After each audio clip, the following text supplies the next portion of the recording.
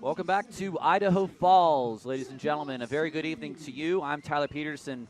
This is Ballers Baseball on 860 AM The Answer. The Ballers lost the championship opener yesterday by the score of 5-3.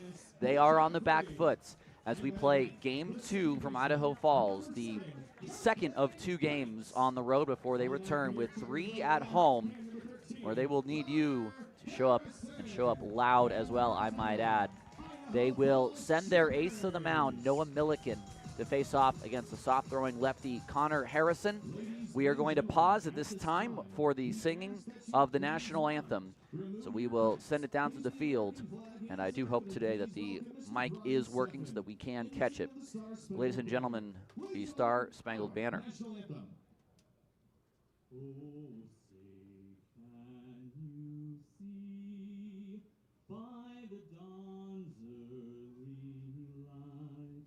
What so proudly we hailed at the twilight's last gleam, whose broad stripes and bright stars through the perilous fight o'er the ramparts we watched were so gallantly streaming, and the rocket's red glare, the bombs bursting in air, gave proof through the night that our flag was still there.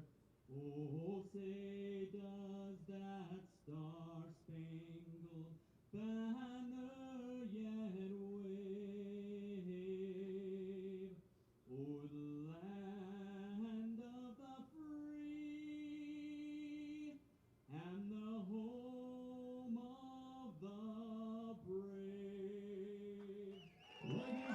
All right, we are ready to go now that the anthem has been sung. Your lineup tonight for Oakland. Tremaine Cobb, the shortstop, leads things off. Isai Santos in left field, bats second.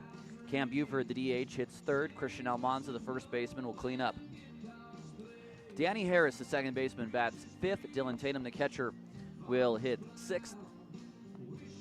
Jake Allgaier, the third baseman today, he will hit seventh. Davis Druick is in center field. He will hit eighth. And TJ McKenzie, he is in right, and he will bat ninth. On the mound is Connor Harrison from Granite Bay, California. 6 feet, 190 is how the lefty stands. He is a soft tosser. He has given up quite a few home runs this year. 22 in 93 and a third innings. 7-8 on the year, an 8.58 ERA. The last time Oakland saw Connor Harrison, it was last August in Oakland, and Harrison threw, I do believe, 7 no-hit innings against the Ballers, but he lost that game on 1 unearned run in the 8th. He threw a complete game that day, and I do believe that was, the first save for Connor Sullivan on that day, who may have thrown the final 2 innings. It was a game that I know Nevada Cullen called on his own because I believe I was sick that day. And if you haven't already noticed the raspiness in my voice, I am not sick. I don't know why my voice is raspy. It might be because of the long travel, but we are going to get through today's game, and we are going to have a good game. And I ask that you just bear with me for whatever may be tonight. Ballers are playing in the black Oakland Stands Up jerseys. The Chuckers are in a red burgundy chain strip.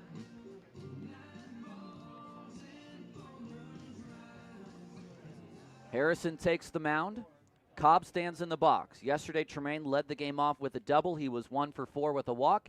And the first pitch is a fastball high at 7:05 p.m., right on time.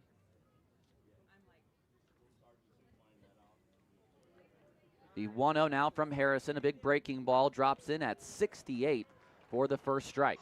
So that's what we're going to see today. We're going to see some Jamie Moyer-like numbers from Harrison. A breaking ball in the high 60s. Next pitch is down low at 78, the changeup.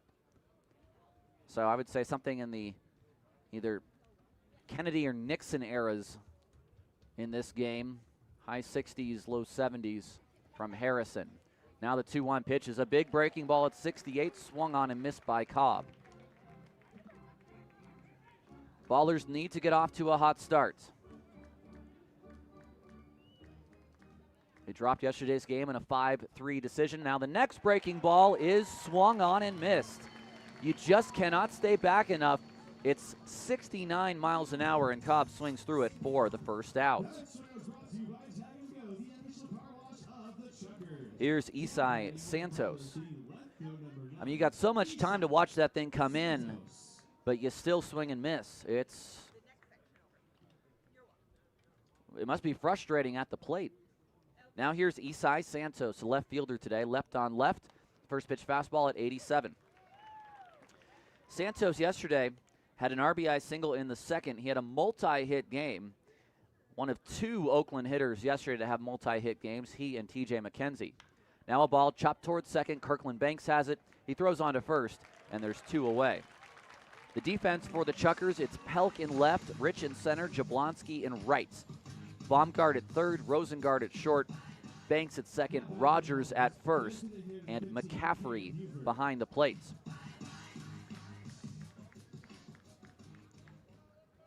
Here is Buford. It's been 10 days since the Oakland Ballers last hit a home run. First pitch to Buford is a changeup low at 77.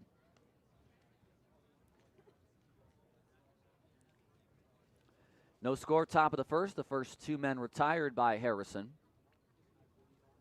And the 1-0 pitch, a fastball off the plate.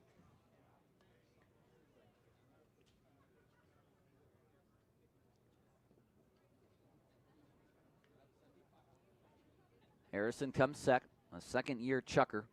The 2-0, Buford watches the big breaking ball in at 68.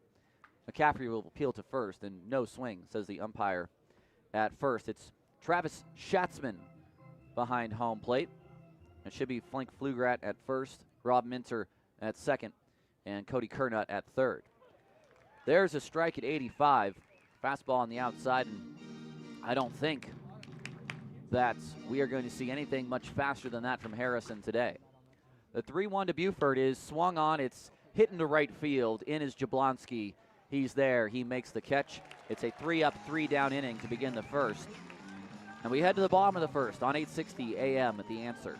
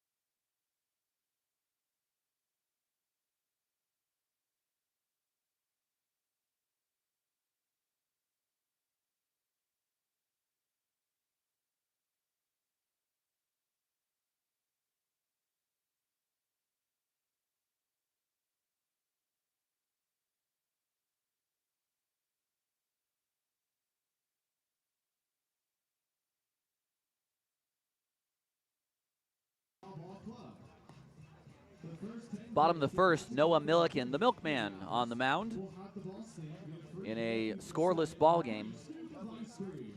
Milky this year, he's the Ballers' ace. 14 games, 7-1 record, a 2.12 ERA, 96 Ks in 85 innings. Batters hit just 208 against him. In his last 8 starts, Oakland has won, going back to July 30th against Yuba. In that time, he has not walked more than 3 hitters, and that came in the Ogden win on September the 11th, and struck out at least 4 batters in each occasion. And in 7 of those 8 starts, he struck out 6 or more, including 11 against Yuba and 12 against Boise.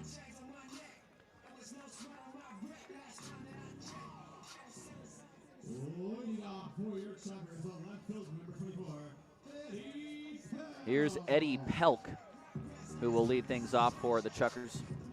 He was 0 for 3 yesterday with a walk, the left fielder. It's the first time that Milliken will face Idaho Falls, and his first pitch is taken on the outside corner for a strike. Let's see how the sinker plays at elevation. I think that is the question we are going to want to find out.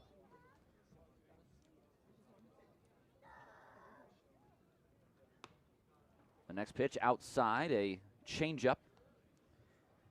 The defense for Oakland, it's Santos in left, Druick in center, and McKenzie in right field. The rest after this pitch. Pelk hits a ball toward left center, pretty deep. Santos into the alley. He looks like he's there. He is there, and he makes the catch for the first out. At third for Oakland today is Jake Allgaier, Tremaine Cobb at short, Harris at second, Christian Almanza at first, and for the second night in a row, Dylan Tatum does the catching. Here's Trevor Rogers, the first baseman, the powerful left-handed hitter. Rogers was 0 for 3 with a walk yesterday, but scored on that walk with the Pappas home run. Milliken's first pitch to Rogers is a changeup off the plate for ball one.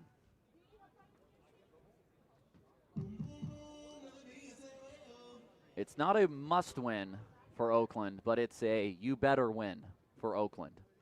The 1-0 is down and in. You do not want to come back to Oakland facing what ostensibly will become 3 elimination games if you want to win this title. The 2-0 pitch to Rogers is a fastball low, 3-0.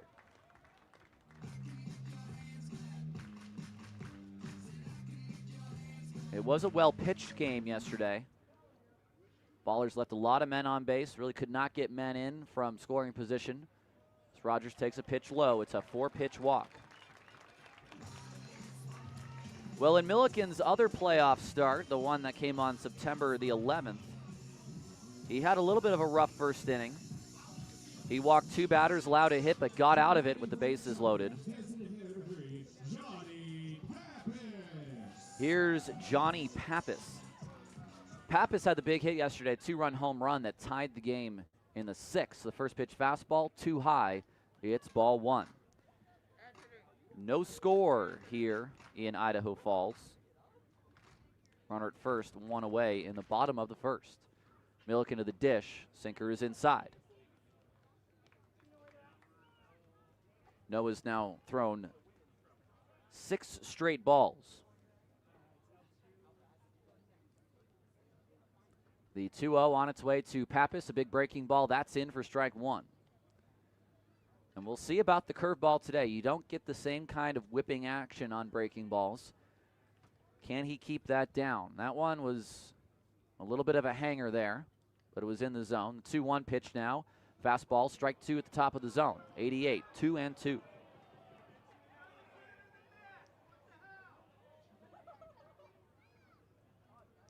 Rogers at first, 1 away. Milliken set at the belt. He will kick and fire to the plate, and Pappas takes the breaking ball down and away, and we head to a full count.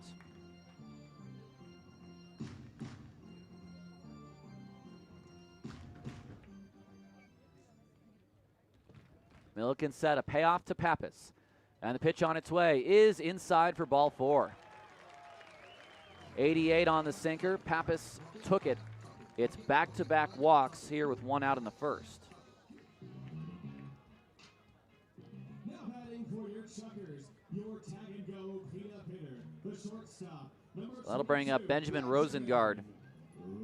Rosengard, who hit .463 in the regular season. Yesterday was 2 for 3, 2 singles, a stolen base, and a walk. Ballers in double play depth. The first pitch fastball is too high at 88.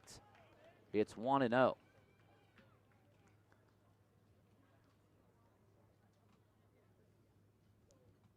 Got to try to get ahead of these hitters now. Milliken's been pitching from behind.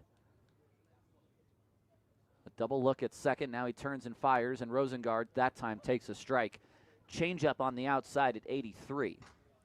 It's a great pitch for Milliken because it plays right off of the sinker. Same movement, but about 6 to 7 miles an hour difference. The 1-1, Rosengard swings and fouls it back. That time he got a pitch pretty much right down the middle of the plate. Fastball at 88, and he took a pretty good swing at it.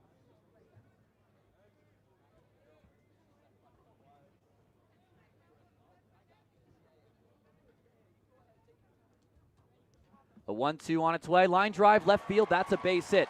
Charging in is Santos. They're going to send the runner home. Santos will throw home. It's a decent throw, but it's offline, and now the ball gets away. Both runners go on the throw. And it's going to be second and third. I don't think there will be an error charged on the play. However, Idaho Falls is up 1-0 with runners at second and third, and Rosengard yet another hit.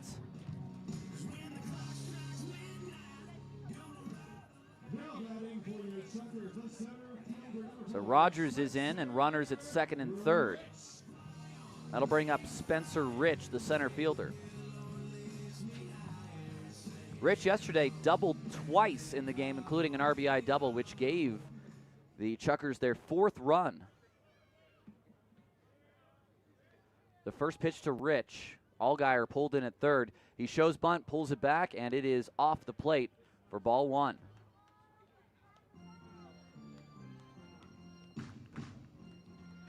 Well, it's Idaho Falls that strikes first today.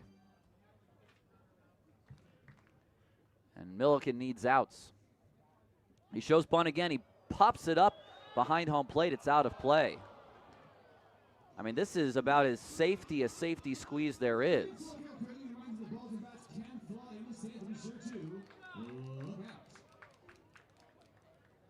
I mean, Rich is a pretty decent hitter.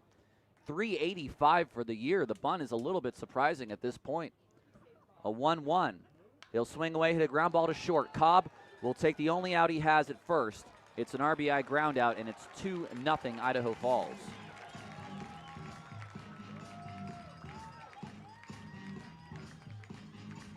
On the play, Rosengard goes to third.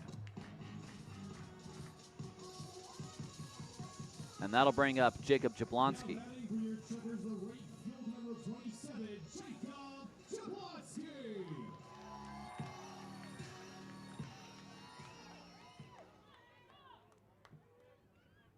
First pitch is high. You can live with yourself if you get out of this inning with leaving Rosengard at third. Just one hit allowed by Milliken. Both of his walks have come in to score. The 1-0 on its way. Jablonski takes inside on the fastball. It nearly hit him.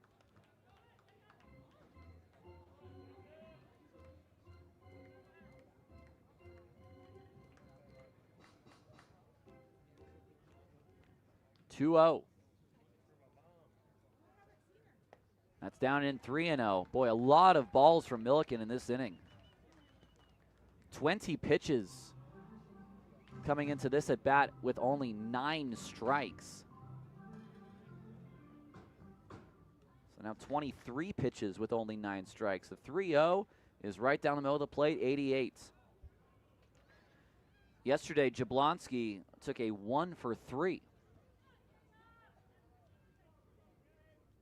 Just a single to his name. Milliken kicks and fires, and the next pitch is high and away. It's ball 4. It's his 3rd walk of the inning. He just does not walk hitters. And here comes Jim Diedrich.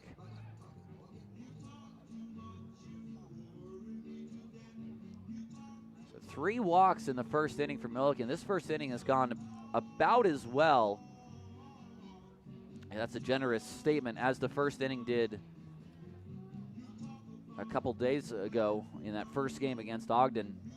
And he got out of that inning without allowing any runs. Here he's allowed 2 runs.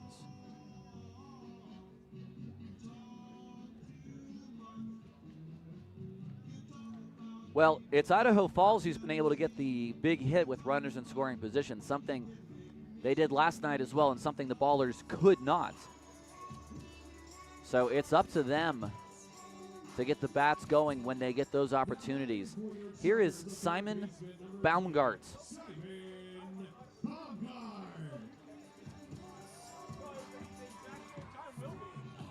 Baumgart yesterday, like Rich, had 2 doubles, including an RBI double. Runners at the corners, 2 outs. 2-0 Idaho Falls in the first. Milliken to the dish. The first pitch is off the hands, fouled over the plate. Or I should say behind the home plate area and out of play. It's 0-1. Harrison had a quick 3-up, 3-down in the first. Only threw 12 pitches. Next one, Baumgart hits out of play. That one was a little bit more sharply hit that time. Well, now Milliken has thrown 27 pitches. The 0-2 to Baumgart. Got to have him here. The kick and the pitch. Baumgart off the hands over Harris into center field. That's a base hit. Jablonski is going to charge and take third. McKenzie's throw goes into second. Baumgart has an RBI single, and it's a 3-spot for Idaho Falls in the first. And it's their second hit. Men at the corners now for the catcher McCaffrey.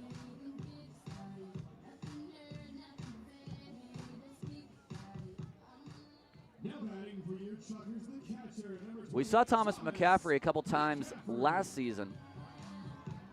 He's one of 3 listed catchers for Idaho Falls. McCaffrey batting .332. First pitch is popped up behind home plate. Will anyone have a play? Allgaier nearing the dugout. Allgaier will not be able to get there in time. It bounces once on the field and then once into the Ballers dugout.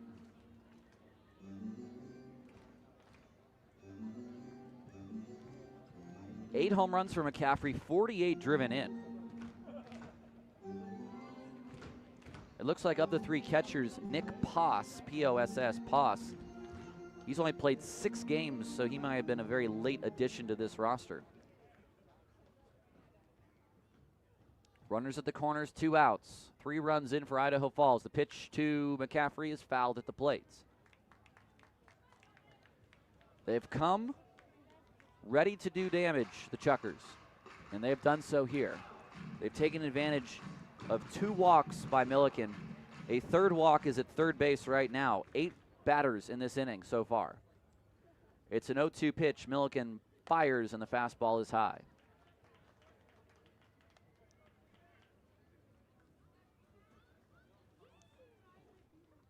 The last time that he allowed 3 earned runs, you have to go back to August the 16th. It's been a while. The 1-2, McCaffrey takes down low, did not bite on the breaking ball, and it's 2-2. And without going through inning by inning the whole season, one of the highest stress innings for Milliken of the year. Over 30 pitches now. The 2-2, McCaffrey into left field, a base hit. That'll be a 4th run for Idaho Falls, another RBI single, and we will see a 9th man come to the plate in the first.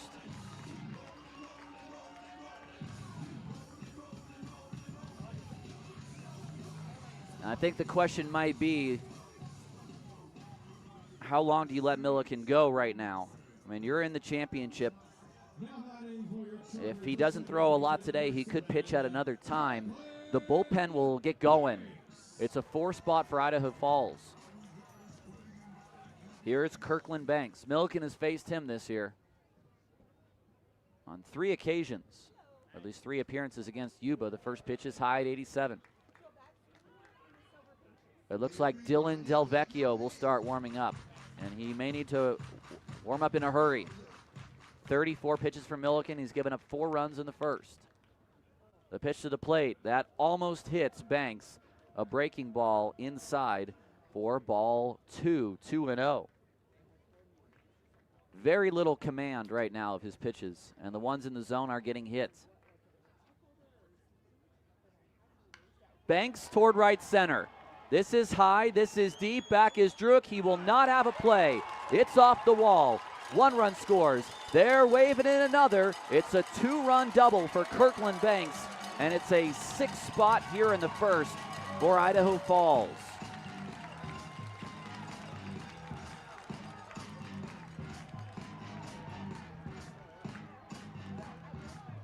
And they are threatening.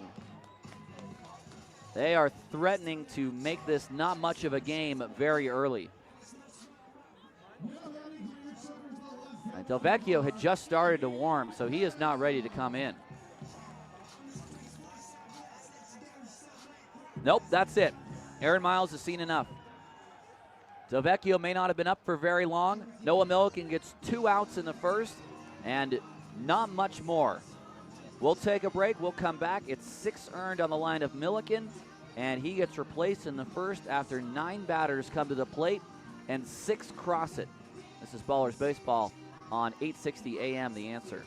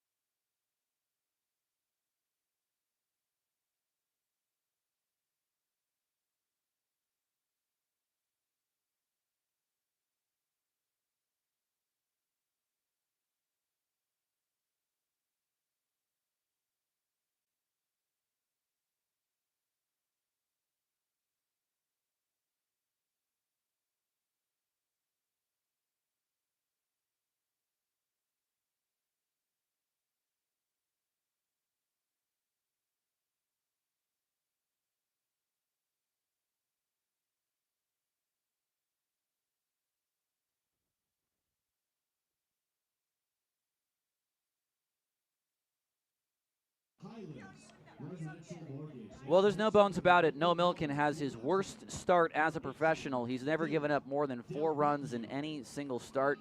He gives up 6 in 2/3 of an inning here. He is responsible for Banks at second base.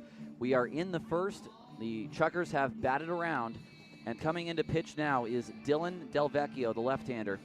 Delvecchio, this year 1-2, 10 appearances, 7 starts, a 7.53 ERA. 29 Ks to 16 walks in 34 and 2/3 innings. They've got to try something else.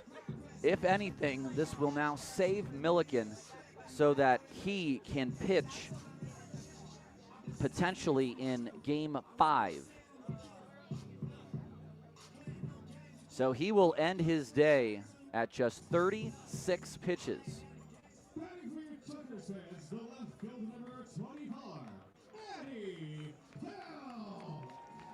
So Eddie Pelk, who already made 1 out in this inning, will get a second at bat.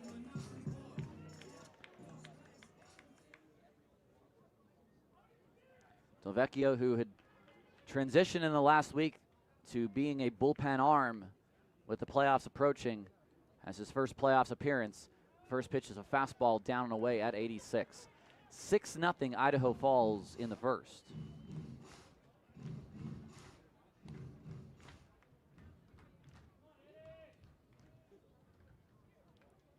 The 1-0 pitch, fastball too low that time. It's 2-0. So not much more success. 2 pitches in for Delvecchio. Long way to go in just this at bat.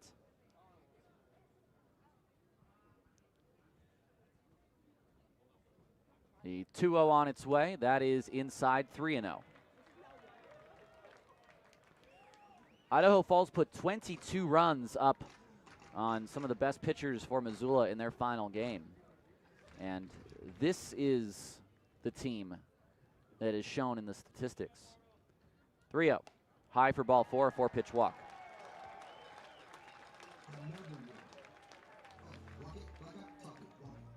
That'll bring up Rogers for his second at bat. He walked in the first. The Ballers have now walked 4 batters in this first inning.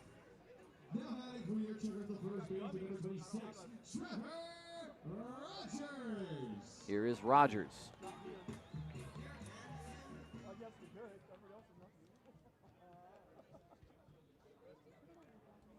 Delvecchio kicks and fires. Rogers swings and fouls that out of play. 88 from Delvecchio. It's 0-1. Well, it's a different look.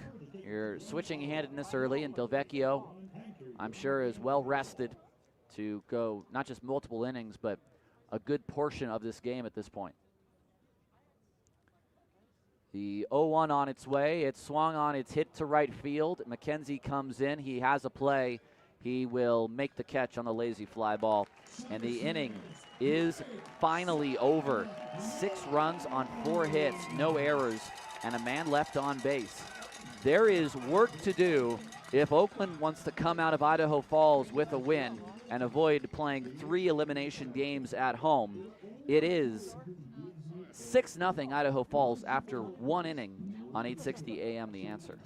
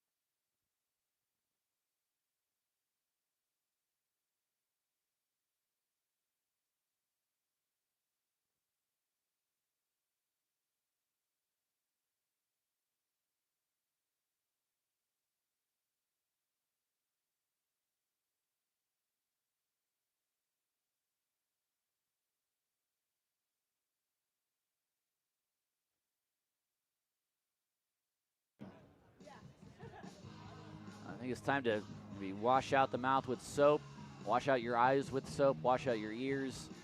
After what we just listened and saw, the things I just said in the previous inning. Well, it's simple as this. If the Ballers want a shot at this title, they really need to get out of Idaho Falls with a win. They are currently trailing 6-0 after 1. The first pitch to Almanza, 85-mile-an-hour fastball, right down the middle for strike 1. They've got to get something started. They had 8 hits yesterday. Only 1 was anything but a single as Almanza hits one down the line. That's a base hit. He will stop at first, and he'll have the first hit of the game. That was a breaking ball at 76, and that one hung on the inside part of the plate. So the Ballers have their first base runner. And when you give up 6 runs in the first, the most immediate thing you can do is at least score 1 run in the next inning. So their objective here is to create a non-shutdown inning for Harrison. First pitch breaking ball high and outside.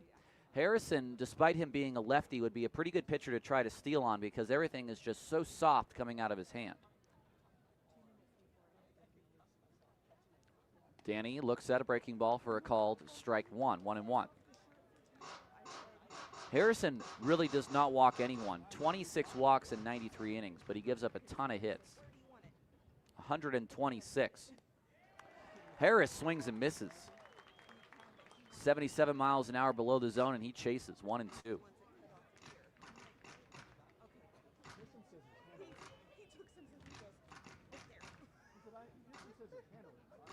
6-0 Idaho Falls in the top of the second.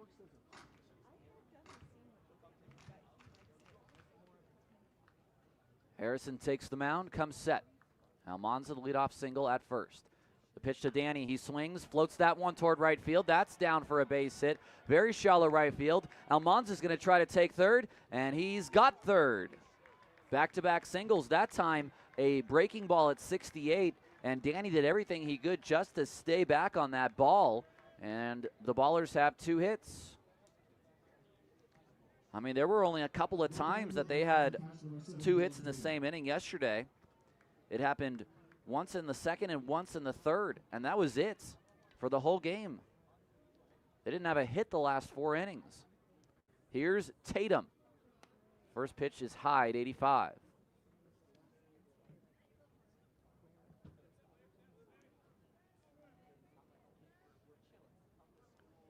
Men at the corners, no outs. Tatum swings, ground ball to third. They're going to go to second for 1, and the return throw to first is not in time. Now Bumgart charged, and he could have come home. He did not. It's a run for Oakland on the RBI fielder's choice by Dylan Tatum. The out goes 5-4 at second, and there's 1 away. So they do get a run back. It's 6-1. That's what they had to do. And now Tatum at first with 1 away. Does not count as a hit with runners in scoring position, though. Allgaier, the switch hitter, gets his first at-bat of this championship series. 322, 2 home runs, 25 RBI. He takes a first pitch fastball, 85 at the knees. It's 0-1. 1 out here in the second. 6-1, Idaho Falls leads. Harrison to the dish. Allgaier swings and misses at the 70-mile-an-hour breaking ball. It's too slow to hit.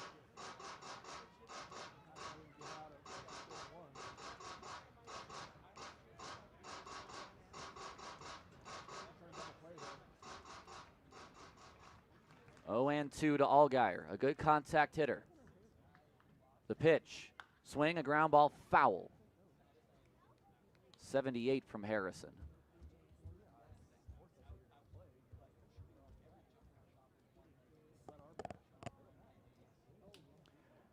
It's almost like that's one of his faster pitches. Harrison set. Pitch is low. Change up below the zone. It's now 2-2.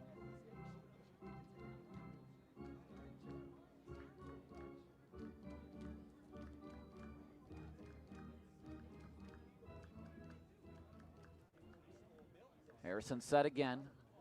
Allgaier swings a ground ball to short, could be 2. Flip to Banks for 1. The throw to first is in time, and it's a 6-4-3 double play. Well, it's not a very good inning at all. You get the first 2 men on via singles, and then you can't get any hits out of that. They do get a run on the fielder's choice, so it is a run on 2 hits, no errors, and no one left on base. You had to score a run there, you did, but that's not the kind of offense that's going to win a championship. So we'll go to the bottom of the second. Oakland trailing 6-1 on 860 AM, The Answer.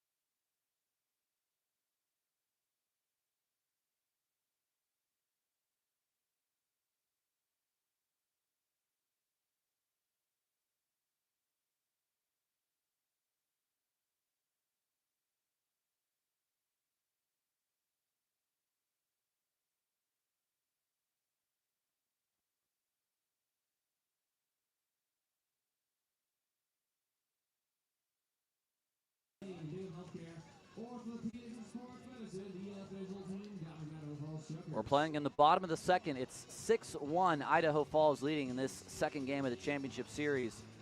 Hello, everyone. I'm Tyler Peterson. It's great to be with you again. The Ballers got a run back. It's a couple of hits, and then, we had a couple instances last night where the Ballers got a couple men on and then just could not get that third hit. The Chuckers in that first inning kept getting base runners, kept getting singles. So that right now, if we're taking the series at a game and 2 innings, is the difference. Here is Johnny Pappas. First pitch from DeVecchio to Pappas is too low on the changeup. It is ball one. Pappas walked against Milliken.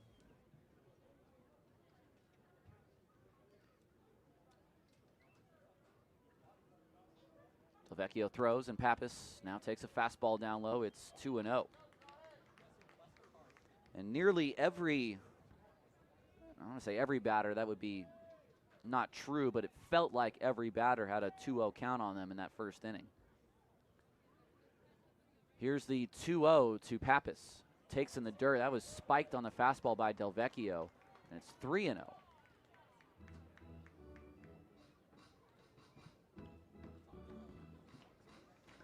plenty of time for Oakland to stage a comeback. You're down 5.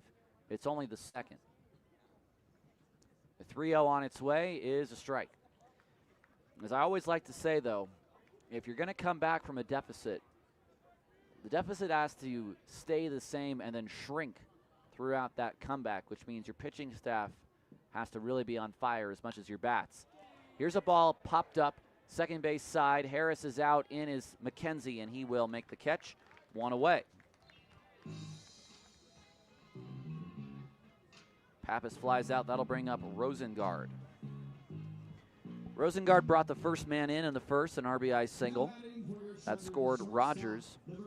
And then on the throw from Santos to home, both runners advanced to second and third. And it was those kind of plays last night as well as today already where you're seeing the extra 90 feet get taken. And it's not just allowing the batter to get a free 90 feet on a walk or a wild pitch, but plays like that where guys take extra bases to get into scoring position. The first pitch is outside to Rosengard. And now the 1-0 from DeVecchio is bounced in the dirt past Tatum. It's 2-0.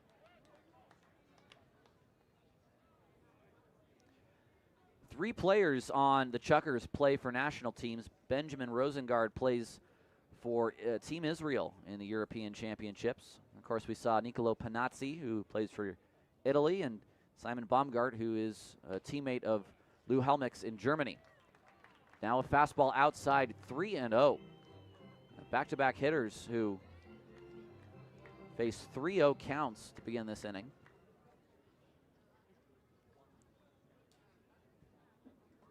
DeVecchio to the dish, and then the 3-0 is right down the middle for strike one at 88. So we'll see DeVecchio in the second. We could see St. Pierre or Binns. We have a lot of guys who are used to pitching a lot of innings who have not been used much in the last 10 days. So it is a rested bullpen. The Ballers really did not have to go into their bullpen to beat the Raptors too much. The 3-1 is way outside in the dirt, and it's ball 4. It's the second walk for DeVecchio, and already the 5th walk of the game. 3 of those 5 walks were runs in the first inning. Here is Spencer Rich.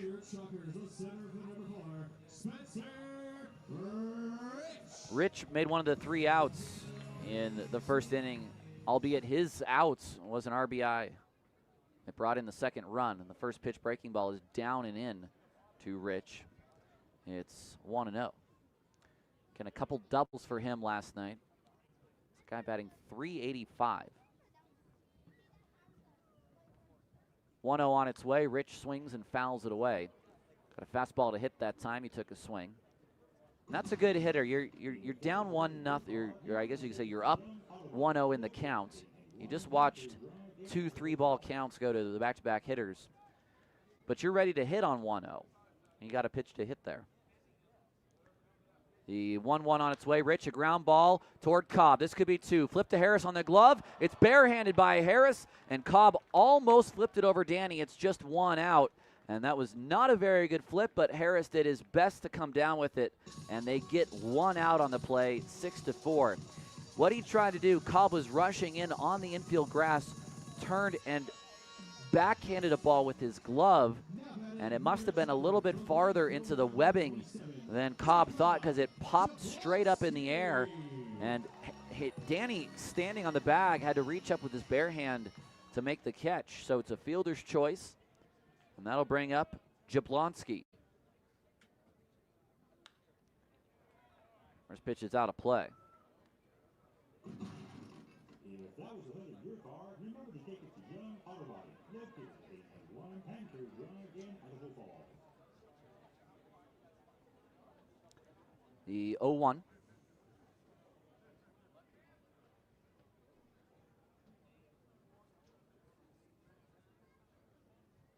Pitch is off the plate. That's 2-1 to Jablonski.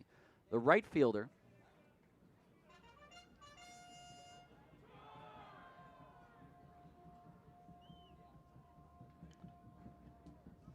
A double look from Delvecchio, and the pitch is down low, 2-1.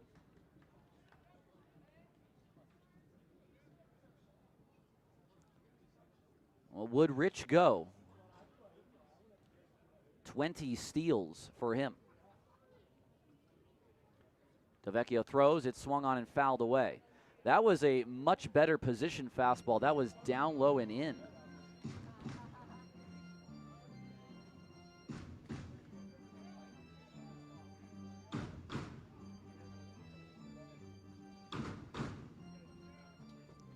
Two and two. Jablonski waits, the switch hitter. Delvecchio kicks and he fires, and the breaking ball is strike three called. Was not sitting on something soft, and it's the first strikeout of the day for Oakland pitching. Well, you score in the top of the inning, and you do not allow the opposition to score in the bottom of the inning. That is the recipe for success the rest of the way. Let's see if Oakland can continue that little formula, as I like to call it. We'll go between a recipe and a formula, I suppose. 6-1 as we head to the top of the third on 860 AM The Answer.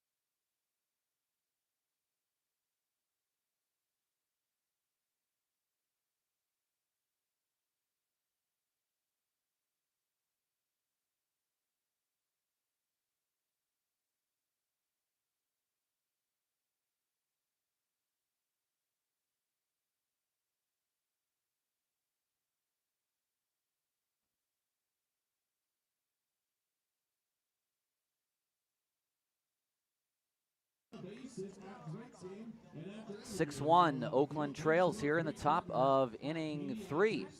We welcome you back to Idaho Falls. I'm Tyler Peterson. It's great to be with you on the road in this championship series. Oakland, again, lost yesterday, 5-3, a hard-fought game, a really good game.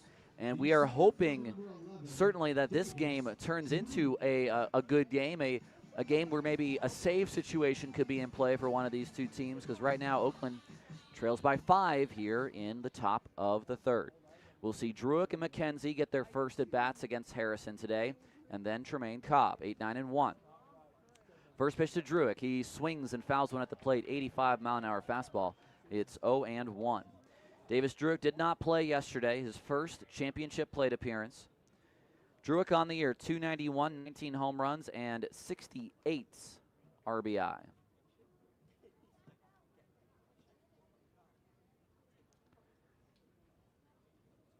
The 0-1 swung on and missed. 68 miles an hour. And you might be saying at home, why can't these guys hit a pitch at 68 if they can hit 95?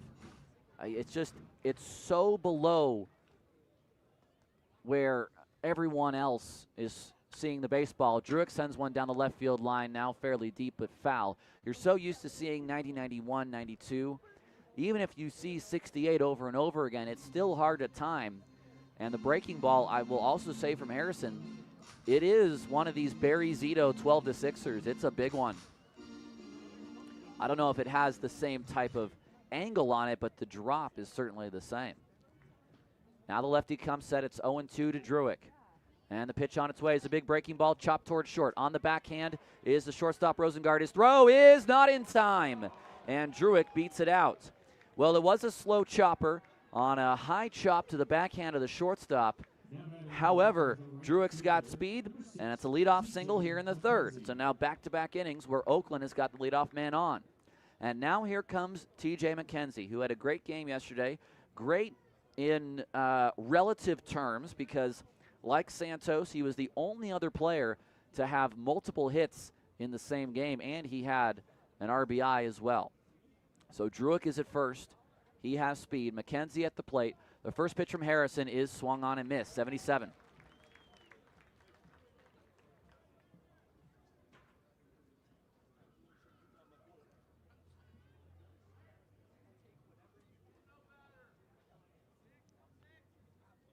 Harrison is set, the 0-1 to McKenzie, a high chopper. This is slowly hit, charging the shortstop. One play to first, and it's off the glove of the first baseman. Headed to third is Druick, and safe at first is McKenzie. Let's see, that's going to be an error on the shortstop.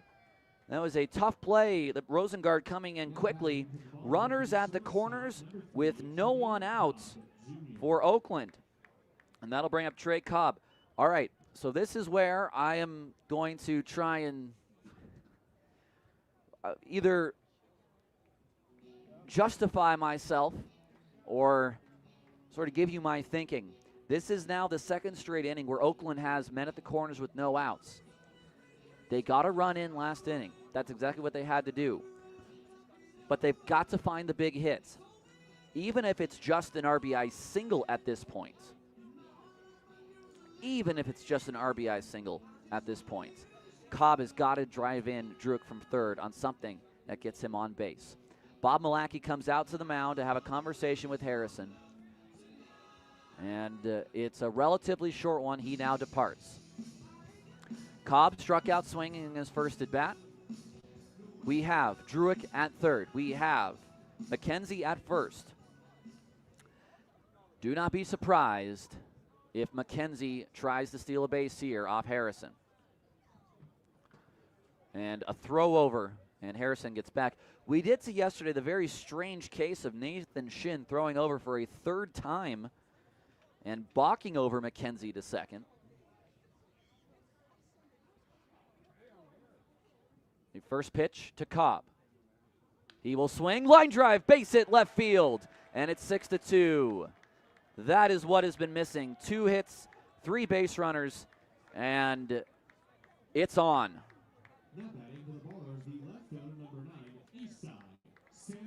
Druick comes in.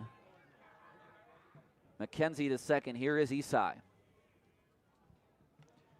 Now, you're not at the point yet. You're trailing by 4, 6-2. You're not at the point yet where you're going to ask Santos to put down a bunt, I don't believe. Runners getting some big leads. The first pitch to Santos, he takes a fastball for strike one.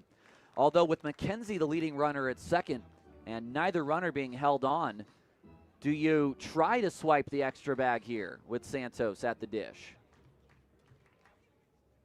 Harrison throws. The 0-1 is down low, 1-1.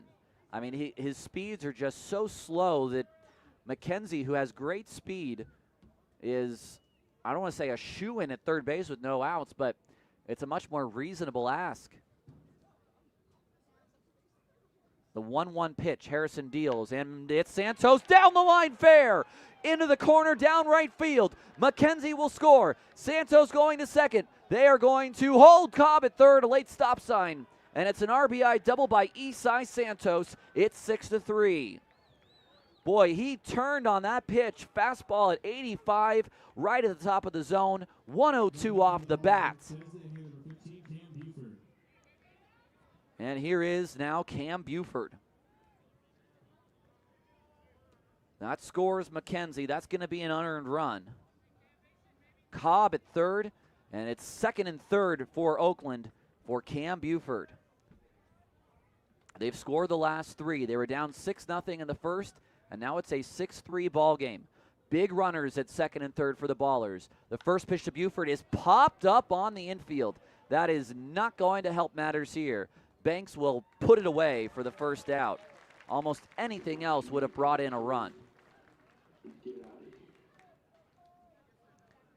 So I will call it the first negative interaction with a batted ball in this inning. And here is Almanza. So Buford could not get a runner in. Almanza needs to. The first pitch, Almanza takes a breaking ball for a strike on the outside. 0-1. Ballers 3, Chuckers 6 in the top of the third. Runners at second and third. The double from Santos.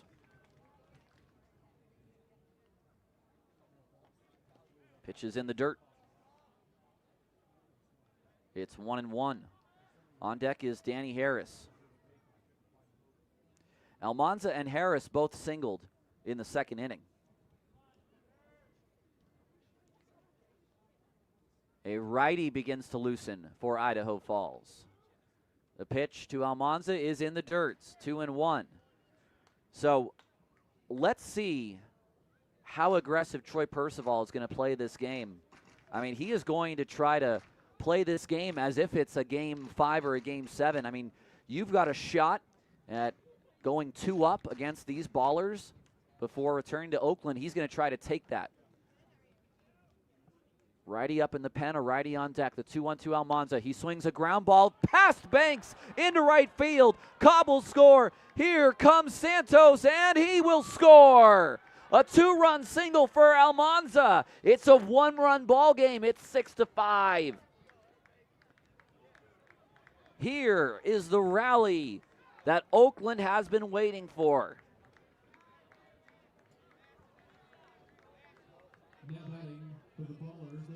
They still trail, but they only trail by 1.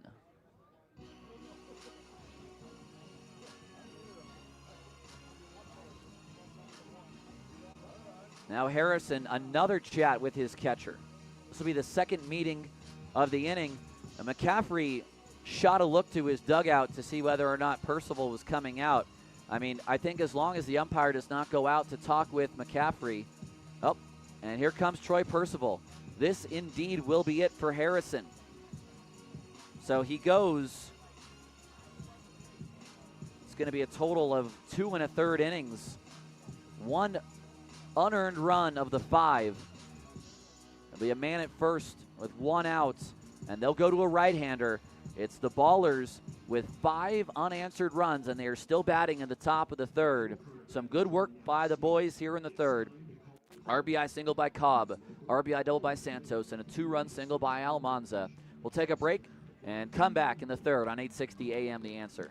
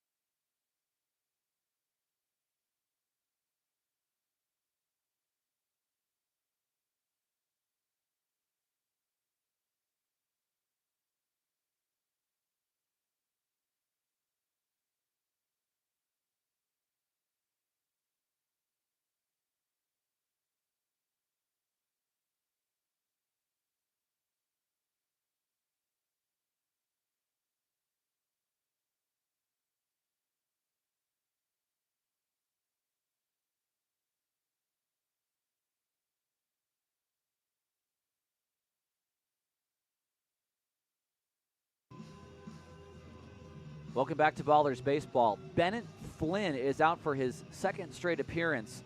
It's 6-5. Idaho Falls leads Oakland here in the top of the third, but it's a 4-run inning for the Ballers, helped by an error that allowed McKenzie to get to first, but 4 hits in the inning. For Connor Harrison, it's 2 1/3 innings, 6 hits, 5 runs, 4 earned, no walks, and a strikeout. He's responsible for Almanza at first. Bennett Flynn on the year in 11 innings has an ERA of 14.66. But last night, we saw a scoreless inning where he allowed no hits, no walks, and a strikeout. So don't look at the 14 ERA. He did have an ERA of 7 for the year as a member of the Toronto Blue Jays minor leaguers in A-ball. The first pitch to Harris is a half swing. Does he go? Yes, says the home plate umpire on that split pitch from Flynn that was so good last night. Ballers could not hit what Bennett Flynn was throwing. Can they get him here? Flynn is set. Almanza at first. Danny had a single in his first at bat, 1 for 1. The 0-1 pitch to Harris. He swings and misses. The exact same pitch, this time a full swing. It's in the dirt. It's 0-2.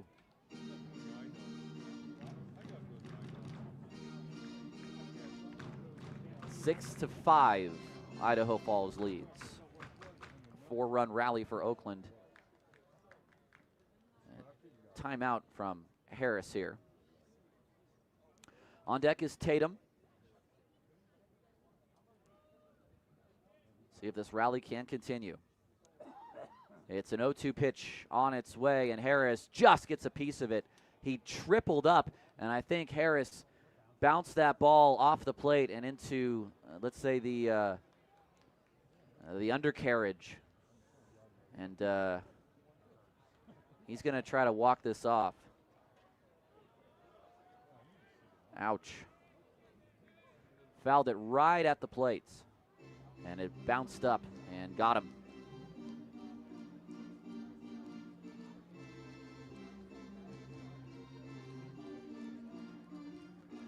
So 0-2 on Harris. He stays alive. 3 straight splitters, all below the zone. It's an 0-2 pitch. Flynn to the plate. Harris takes a fastball off the plate at 90. No challenges issued yet. No successful challenges last night for either team. Just 1 for Idaho Falls and all 3 for Oakland. The 1-2 from Flynn now. Danny tips it into the glove. It was another splitter, and again, way out in front. It's the first strikeout for Flynn, the second of the game for Idaho Falls. That's the strikeout brought to you by Tag and Go, the official car wash of the Chuckers. Now batting for the Ballers, the catcher, number 7, Dylan Tatum. Here is Tatum.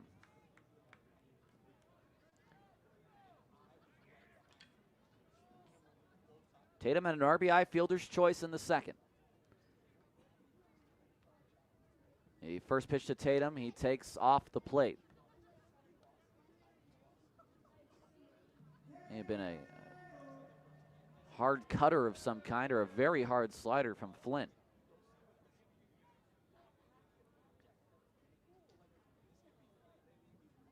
The 1-0 to Tatum. The pitch is swung on and missed. Again, the splitter below the zone, chased. And it's 1-1. No one could hit it yesterday. No one could hit it today. I don't understand how this guy has an ERA of 14. This is like all the great Falls pitchers that came in. How do they all have ERAs of 8s and 9s? The next pitch is down low, 2-1. That time Tatum laid off.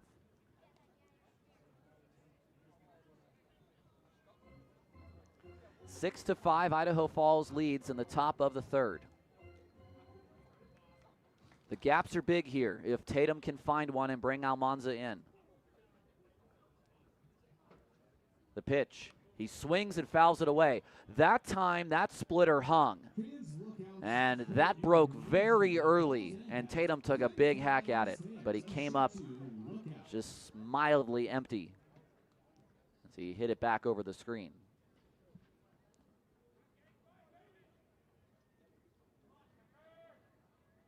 Two and two, 2 outs. Runner at first, here in the top of the third. Flynn to the plate. There goes Almanza. It's low, and he will steal second. The throw is not in time. Christian Almanza with a sneak attack. That was a Brandon Belt stolen base right there. Almanza had 4 steals in the regular season in 91 games. 3-2, 2 outs.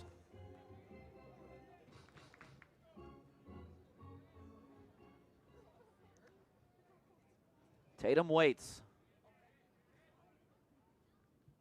Big lead from second for Almanza. Tatum swings and misses.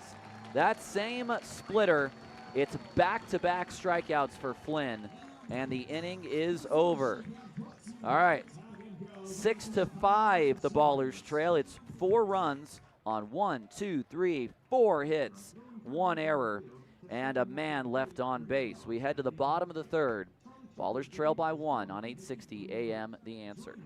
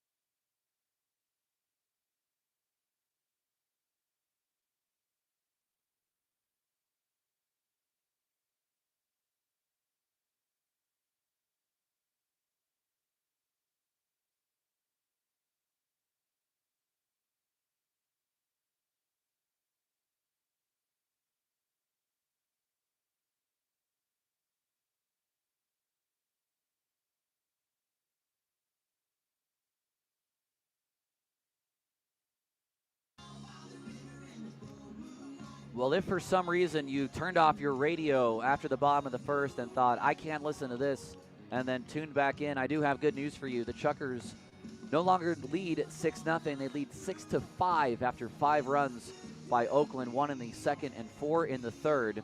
However, that is half the battle. It is Dylan Delvecchio out on the mound to keep the bats for Idaho Falls silent. He will try to continue that. He has not allowed a hit yet. He has walked 2. And he will face 3 batters who all had RBI hits in the first. Simon Baumgart, who had an RBI single, Thomas McCaffrey, who had an RBI single, and Kirkland Banks, who had the farthest ball hit of the lot in the first, a 2-run double toward left, or rather right center field. So Delvecchio against Baumgart in a 6-5 game. The Ballers are now out hitting the Chuckers 6-4. The first pitch from Delvecchio is down low. Still starting off batters, though, in counts where he's pitching from behind. Delvecchio has thrown 1 1/3 innings on 24 pitches. The 1-0 on its way. Baumgart swings and misses. Nice pitch from Delvecchio off the plate. Got a chase on the fastball, and it's 1-1. I may see Malik Binns standing without a jacket in the bullpen. The 1-1 fastball is a called strike at the top of the zone. 87 miles an hour, it's 1-2. He is not warming, but I will say it's a little cool out here in Idaho Falls. A high desert area. The pitch on its way, breaking ball. It's a ball, and now let's see, a challenge. The pitch is a confirmed ball. It's a confirmed ball, too high that time. That is the Ballers' first challenge of the game, their first incorrect challenge. It's a 65-degree night right now at Idaho Falls. It was 70 at first pitch. On a bad spot for the first Ballers challenge, but it's unsuccessful by Tatum. 2-2 pitch, it swung on, popped up toward right field. This will carry on McKenzie now, and McKenzie still goes. He's back to the track, and he makes the catch. My goodness me, I did not have that as a ball that was hit to the track. It looked like Baumgart just flicked the wrist at it and poked at it, but got it up in the air, 41 degrees in the air. Stays in the park. That went some 340 feet. Here's McCaffrey. First pitch, high and away. Another pitch. That is ball 1.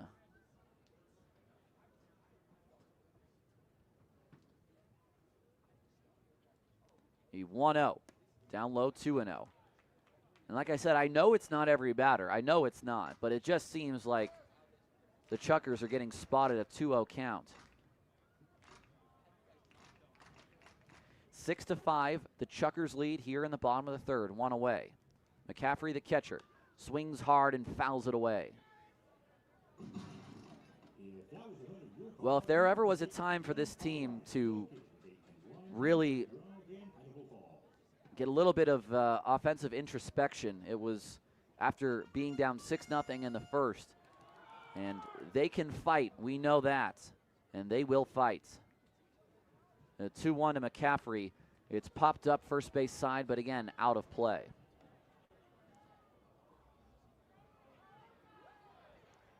2-2 to McCaffrey.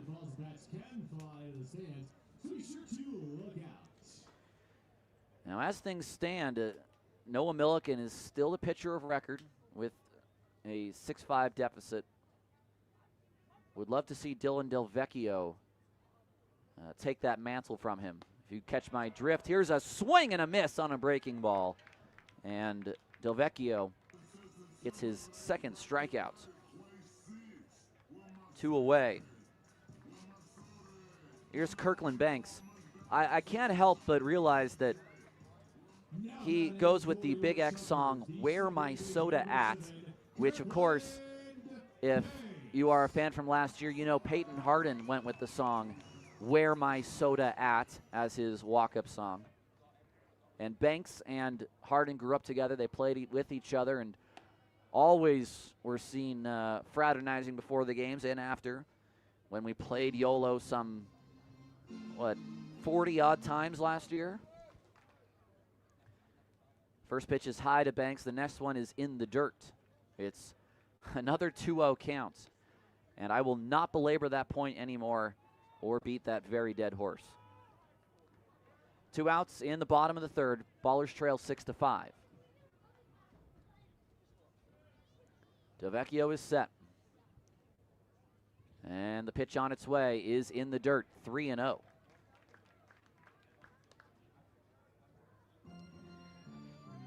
This will be one full time through the order now for Delvecchio. His first batter was Pelk, who is the leadoff man. Pelk is on deck. The 3-0. Too low, it's a 4-pitch walk to Banks.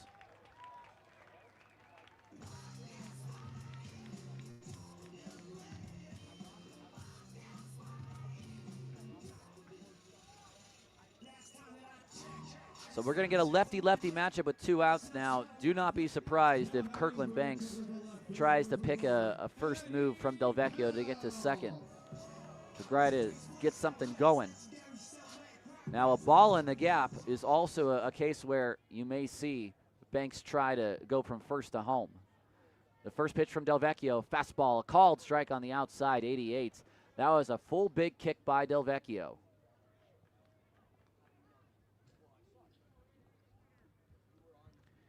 Two outs in the inning. Banks a decent lead at first. The kick and the pitch is swung on and fouled away, a quick 0-2. So Banks has not tried to steal on base. He hasn't even flinched over at first, to be quite honest.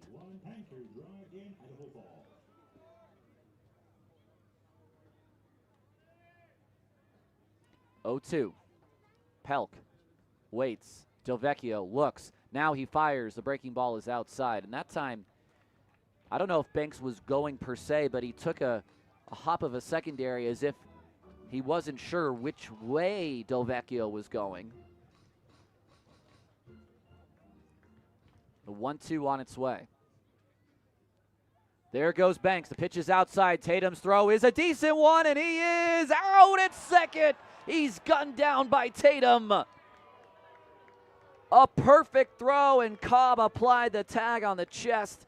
Caught stealing 2-6, and the inning is over. No runs, no hits, no errors, no one left on base. Oakland trailing 6-5 as we head to the fourth on 860 AM The Answer.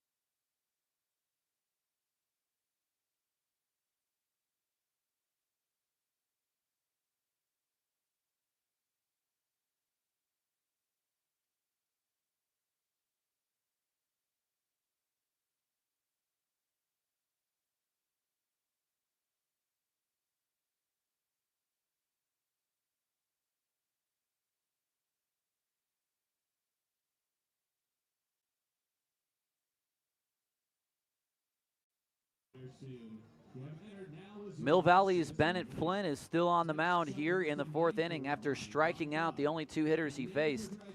He now, including last night, has faced 5 batters, got them all out, and struck out 3 of them. He'll face Allgaier, Druick, and McKenzie. Allgaier will bat from the left side, as will Druick, and then McKenzie a righty here in the fourth. Welcome back to Ballers Baseball on 860 AM The Answer. I'm Tyler Peterson. Glad to be on the call with you, even though we're getting a little bit scratchy here in the fourth inning. Slightly Ralph Barbieri-ish. Here is Allgaier, who hit into a double play.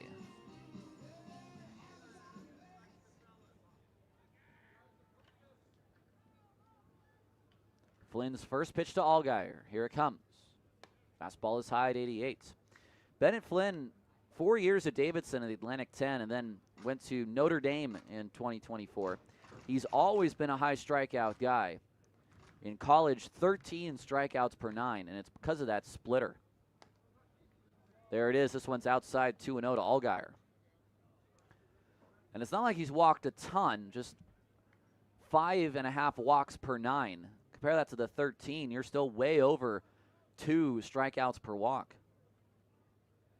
A 2-0 to Allgaier. He looks at a pitch low. It's 3-0.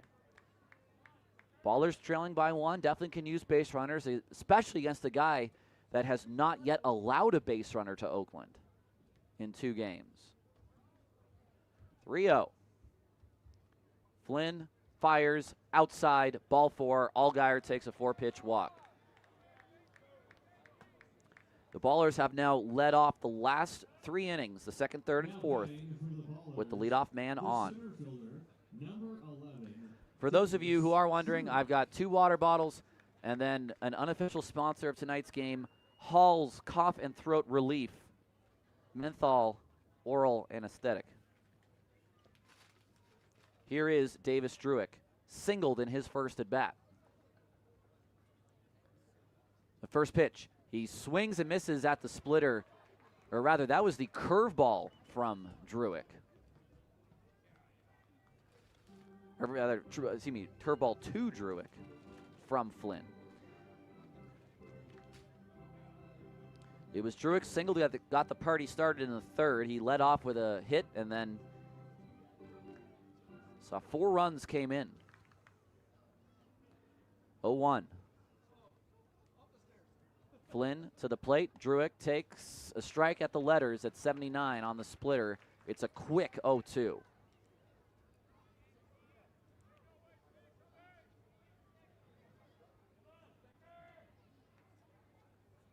Allgaier, average lead at first, slight lean.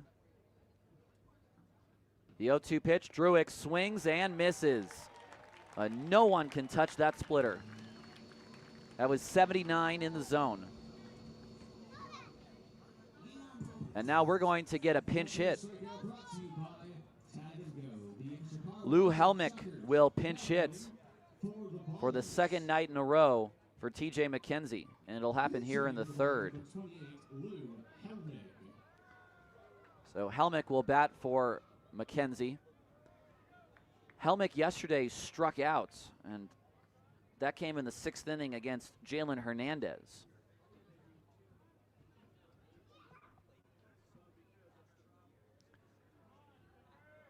Helmick, third best batting average on the team in the regular season against Flynn.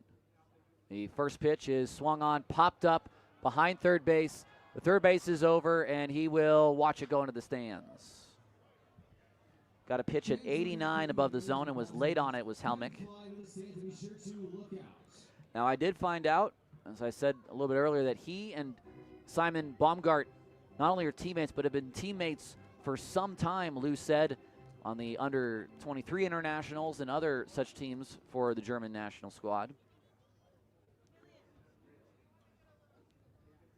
0-1 to Helmick. The pitch. Swung on and missed. The swing broke down on the splitter. It's just... I don't want to call it a Reese Miller slider yet. But no one can hit it right now. 0 batters. It's an 0-2 to Helmick. There it is, a ground ball to first. Rogers picks it up. His throw to second is in time. The return throw will not be made. So that time Lou made contact. It was soft contact, and it's a fielder's choice that retires Allgaier at second. It goes 3-6, and Helmick is on at first now. That'll see Cobb's third at bat of the game. He had an RBI single in the 3rd inning. That brought in the first run, Druick. 2 outs, a runner at first. Ballers trail by 1, 6-5. And now time, as the arm guard for Cobb came off right as Flynn was about to throw. So the umpire, Cobb may have asked for time late and it was granted. I don't think it was just all of a sudden just the umpire came out from behind his crouch. So now the first pitch to Cobb. Flynn throws, fastball, 90, in the zone, strike 1. It's right down the middle, the best pitch that Cobb will see of this at bat, unfortunately. Let's hope I'm wrong. 0-1. Flynn to the plate. There goes Helmick. It's in the dirt. The throw from McCaffrey is not a bad one, but it's dropped by Banks, and it's a stolen base for Helmick.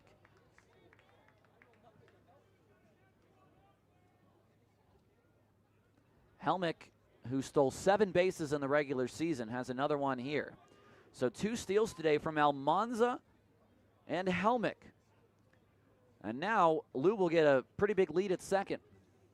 It's a 1-1 to Cobb. The pitch. Cobb looks at that splitter, dropping in for strike 2. And that was a pitch right at the top of the zone. He's got to fight. He's got to shoot something through. The tying run at second base here in the top of the 4th. Flynn set. He stares at Helmick. And now the pitch to the plate. Cobb swings and misses. 90 right down the middle, and he didn't even really swing. He just very slowly took the arms through the zone because he was sitting on a splitter, and the inning is over. 4 Ks for Bennett Flynn, who really can do no wrong right now. We'll take a break and come back. Ballers trail by 1 on 860 AM The Answer.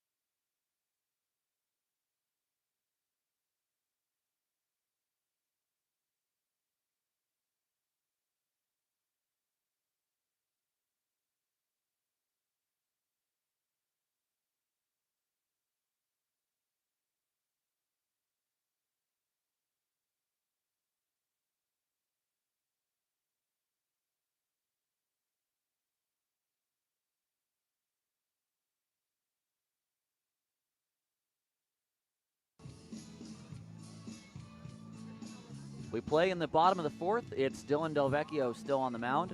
We do have one change for you. Lou Helmick will stay in this game now. He will patrol left field. That will push Isai Santos to right. Well, one time through the order for Dylan Delvecchio, he has walked 3 batters, 1 each inning in his 2 1/3 innings. But he did not give up a hit. So as long as this stays a 1-run deficit, I think you're going to see Delvecchio out there. Pelk, Rogers, Pappas, the first 3 here in the bottom of the fourth. Ballers were kept off the board in the top of this inning. And Delvecchio looking to do the same to Idaho Falls. First pitch is off the plate, 1-0. I mean, right now, you just kind of have to hope that Bennett Flynn's night is over. There's a right-hander loosening in the bullpen for the Chuckers. And honestly, anyone else, I think I'd rather see Panazzi than the way Bennett Flynn has been throwing. There's a fastball at the bottom of the zone, 1-1. I mean, Idaho Falls, I mean, you just do not look at the statistics right now. It just means nothing in the playoffs. The 1-1, that's down and away on the breaking ball. It's 2-1. They couldn't hit Flynn last night. Falks didn't give up a hit. Panazzi didn't give up a hit in 2 2/3. 1 hit by the bullpen given up. That was Hernandez. Ground ball to Almanza. Big hop over him. It's a single. That hit the lip of the grass and just bounced right over Almanza's head.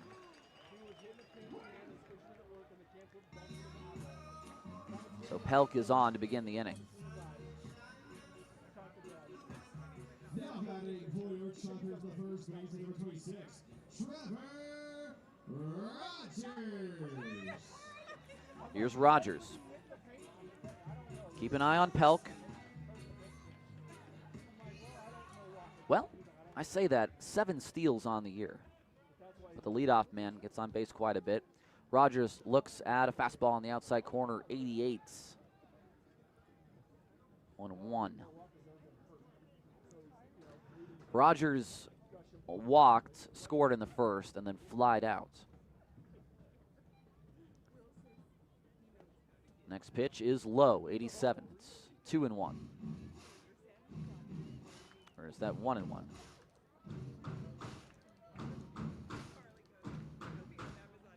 Delvecchio set. And the pitch to the plate is too high.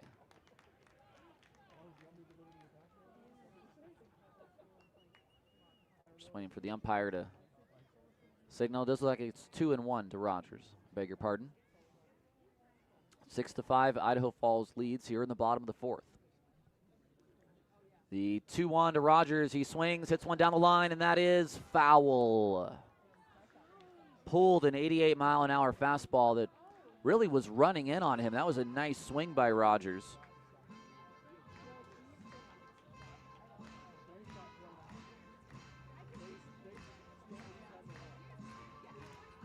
So the first hit given up by Delvecchio is a leadoff single to Pelk. It's a 2-2 pitch. Delvecchio kicks and fires. It bounces up to Tatum. It's underneath him. That was a fastball that was just absolutely spiked, and we've seen that by Delvecchio today. Neither he nor Milken today really has had great command. And now that's going to get the bullpen going. I see Tyler Lozano picking up his mask.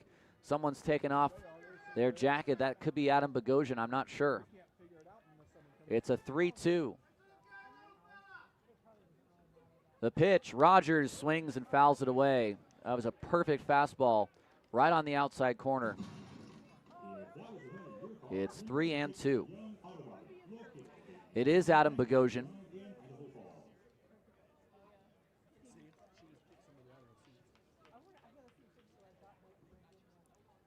3-2 the count.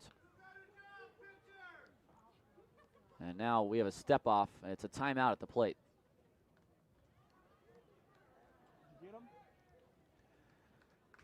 Second payoff, already a single, man at first, nobody out in the fourth. Ballers trail 6-5. Delvecchio's payoff to Rogers. Here it comes. It's swung on, hit to center field. This is deep. Druick is back. Druick is at the wall. He turns, and this one is absolutely out of here.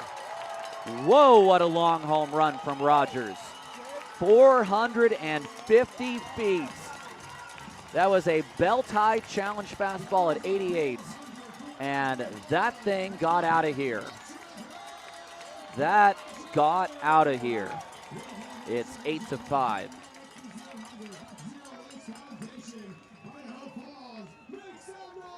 And that is what he does.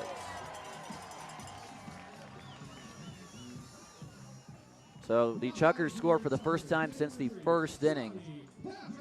And here is Johnny Pappas.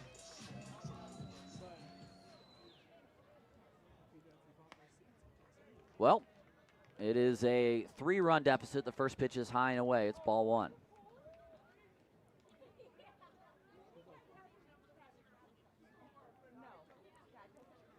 The next pitch to Pappas, strike at the bottom of the zone, 1-1. Well, in the grand scheme of things, Delvecchio just 2 earned runs right now through 2 1/3. That's not all that bad, but I said we're just sort of looking at this in a comeback situation. And every pitch, every batter will be analyzed right now. The 1-1. Pappas down the line. Foul. Line drive that did not miss by much. There's maybe 5 or 6 feet between the bullpen mound and the line, and that ball dropped between them down the left field line for Oakland. Pappas walked and flied out in his 2 plate appearances. 1-2. Delvecchio ready. He fires to the plate. It's swung on, hits a left field. Moving back is Helmick. He turns around. It is off the wall.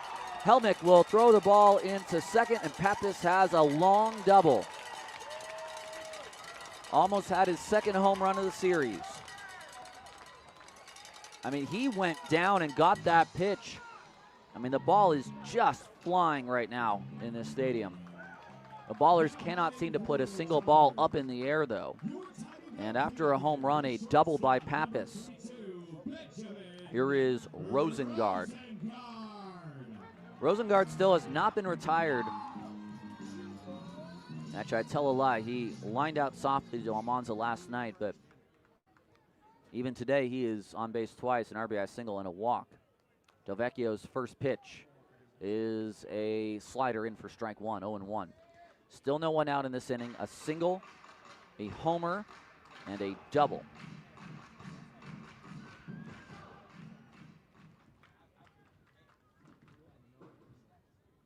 The 0-1 now from Delvecchio. Ground ball to Almanza, takes it himself to the bag. The runner Pappas will go to third, but there's one away. Now, is this a moment for Aaron Miles to bring in his infield? Well, the first thing he's going to do is he's going to bring in a bullpen arm. He walks out, and he wants the right-hander Adam Bogosian against Spencer Rich, who I might add doubled off of Bogosian last night down the line. We'll take a break. We'll come back. Chuckers trail 8-5 here in the fourth on 860 AM The Answer.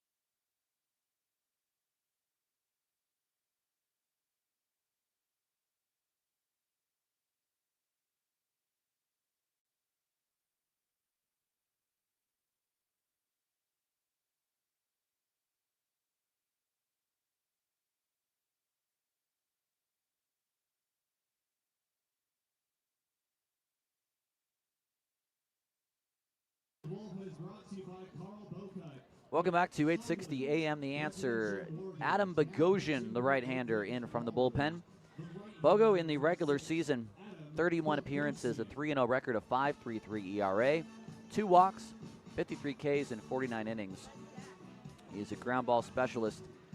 He will come in a little bit of a tight spot. It's a runner at third, 1 out here in the bottom of the fourth. 2 runs already in for Idaho Falls.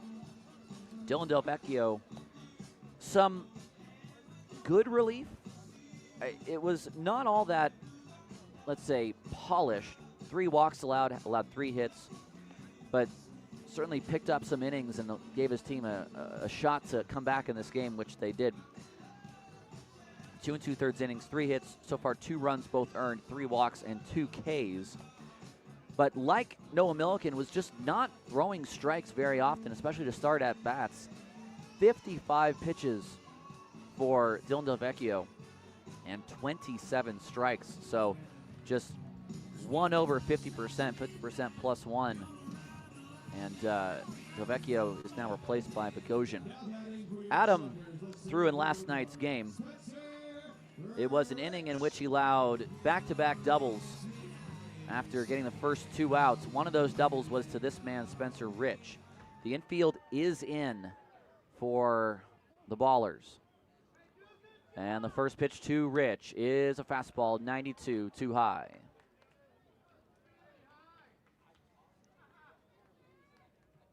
He's got the velo. He's got the slider. 1-0 pitch, Rich, toward right field. This will get a run and maybe more. Back is Santos, nearing the track. He's there, he makes the catch. This will score the runner. The sacrifice fly makes it a 9-5 ball game. You just put your bat on it right now on a pitch above the zone, and it will go. I mean, that's a chase. That's a big chase from Rich. But that ball almost was sent to the warning track some 319 feet. So the run comes in to score. It's a 3-run inning, and you can now close the book on Delvecchio, who gives up 3 earned. Here is Jacob Jablonski. He'll switch around again. He batted right in his last at-bat. Now will be a left-handed hitter again. First pitch is fouled back, 92 miles an hour, back to the screen. So the question is how much will Bogo be asked to get? You have length in Binns and St. Pierre still in the pen. Bogosian pitched last night. Maybe just get out of the inning, perhaps, for Adam Bogosian. The pitch is swung on and missed. Nice off speed. It's 0-2. Ballers are now being out hit 7-6.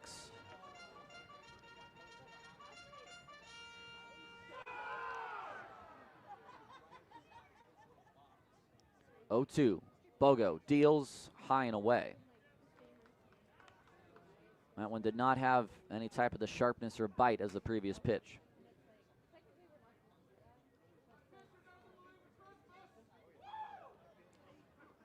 The 1-2 is swung on and missed. Another changeup, and Bogo strikes out Jablonski well. 3 runs on 3 hits, no errors, and no one left on base. Bogo picks up a K. He comes in and gets 2 outs. It's hard to argue with that, but he does allow the inherited runner to score from third. It's a 9-5 ball game. The Ballers trail by 4 runs on 860 AM The Answer.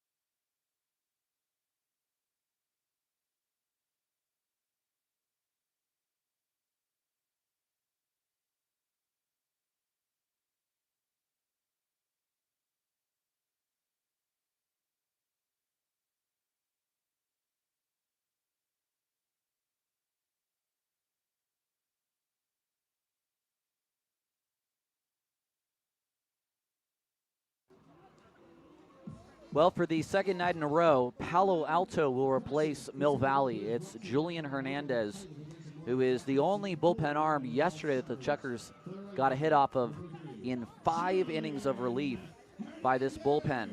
So Hernandez comes in after Flynn really was pretty masterful against the Ballers. And honestly, it's just nice to see anyone else but Bennett Flynn. 1 2/3 innings, no hits, no runs, 1 walk, and 4 strikeouts.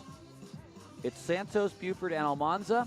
The Ballers are now down by 4, so they will need another big rally again.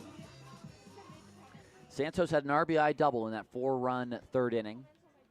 And Hernandez's first pitch to Santos is 91, a strike on the outside corner, 0-1.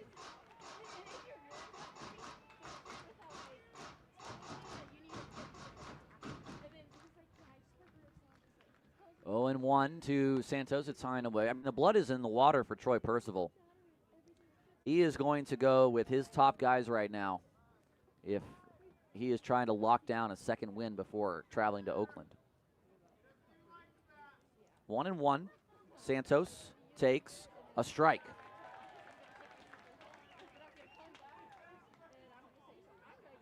They have timeout by Santos.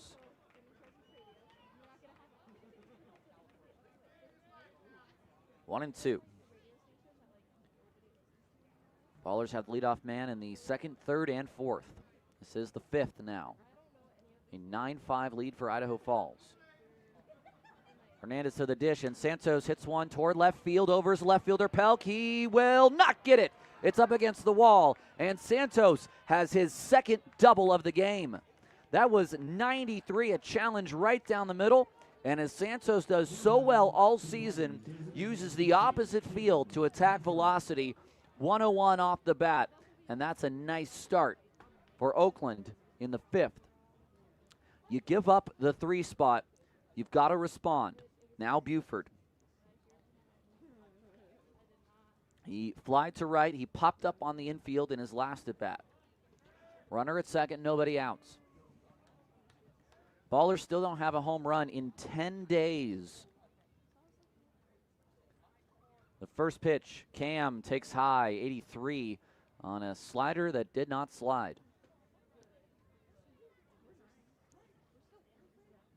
I mean, with the way this game is going, we may well see Niccolo Panazzi in this game as well. The 1-0. Buford looks at a strike, 92 at the knees. So it will be best to knock out that chance as soon as you can. Do not get into the 7th or 8th or 9th with a potential save situation and face that guy again.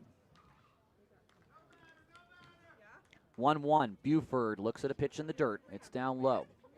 Well, yesterday when Hernandez pitched, he hit Tatum, gave up a single to Santos, trotting out, running out, in fact, to the mound was Troy Percival, and then he set down 3 of the next 4 hitters with strikeouts. 2-1. Buford swings, line drive, right field, it's down. It's a base hit. They're going to send Santos, and the throw gets through the infield, and he will score. It's going to be an RBI single for Buford. And Santos comes in from second, a wave around the whole way. It's 9-6. 108 off the bat of Buford the other way.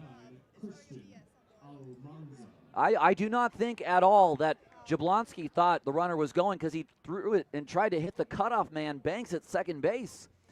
And to be quite honest, I don't know if Banks was ready to receive a throw. But Buford stays at first, so no error on the play. Back-to-back hits. Ballers have a run back. Here's Almanza. First pitch, a high drive down the left field line, but foul. Definitely foul by plenty. It was a high but not deep drive. That was 92 from Hernandez. And already a lefty throwing in the bullpen. That's not Panazzi. It could be Jake Dixon, who is from Fresno. The 0-1. It's Almanza taking in the dirt. Nice take on the changeup. 1-1. this offense had to really kick it into gear. And after the 1-2-3 inning they had in the first, and then watching 6 runs get scored, I think it underscored it even more for them.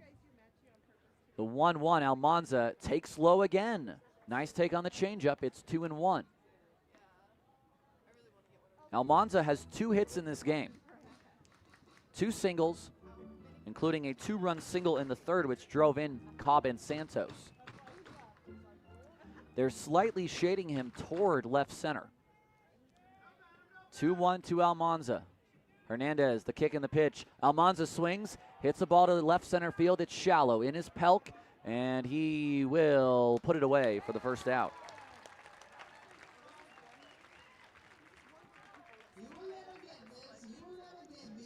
Here is Danny Harris. And now the Ballers have stolen 2 bases so far. Those 2 stolen bases have come from Christian Almanza and Lou Helmick. Buford is actually more of a real contender to swipe a bag. And with a righty, although albeit a hard throwing one, Cam might be able to get a good jump. So here's Harris, who is 1 for 2. Hernandez set, and the first pitch to Danny is a fastball on the outside corner, 92. It is 0-1.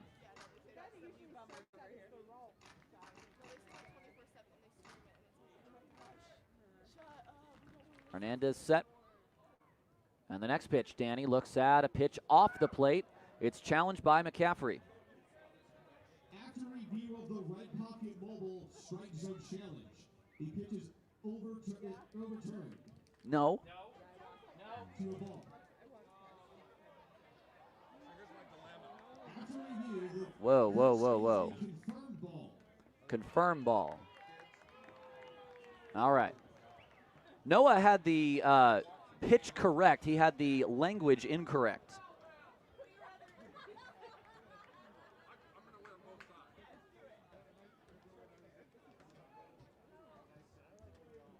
The 1-1 to Harris. Swung on up the middle and into center field. It's a base hit. Danny with a single. That'll push Buford to second. And that'll bring up Dylan Tatum. The potential tying run.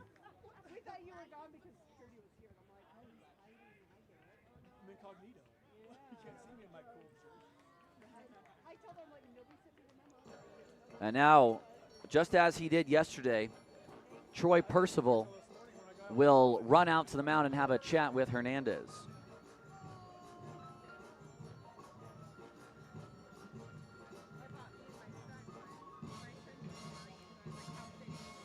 You've got a couple men on who you don't want to run into outs, but could set up a potential situation where you could try and score both.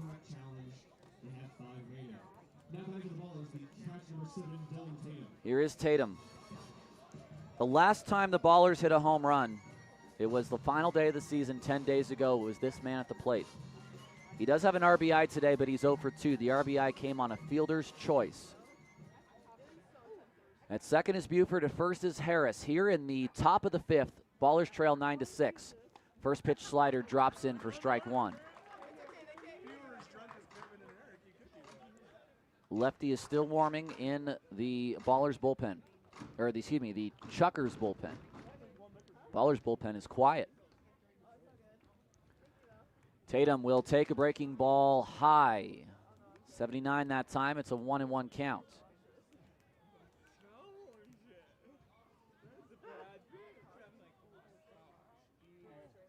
Tatum waiting for his pitch. Back-to-back sliders from the pitcher. And now a fastball at the knees for a called strike 2.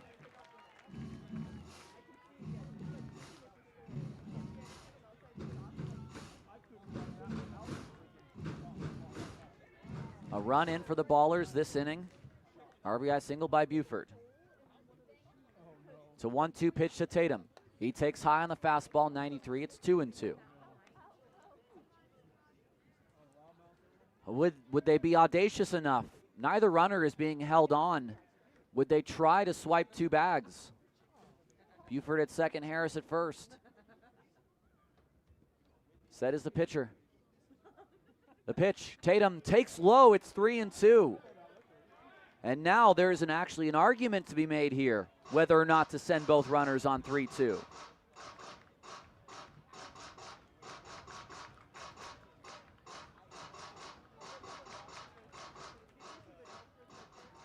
Set is Hernandez. The 3-2 pitch. There they go. Tatum looks at ball 4. What a great take. A fastball that could not have missed the zone by more than a couple centimeters. And the bases are loaded. I don't know how Idaho doesn't challenge that pitch. They would be wrong, but I don't know how they don't challenge it. And now, with Jake Allgaier and Davis Druick, that lefty is going to come out of the pen for Idaho Falls. Listen, every game of the playoffs and these championships have had drama, and we've got more of it here. Bases loaded, Ballers trail by 3 here in the bottom of the 5th. 1 away, and we'll take a break and come back on 860 AM, The Answer.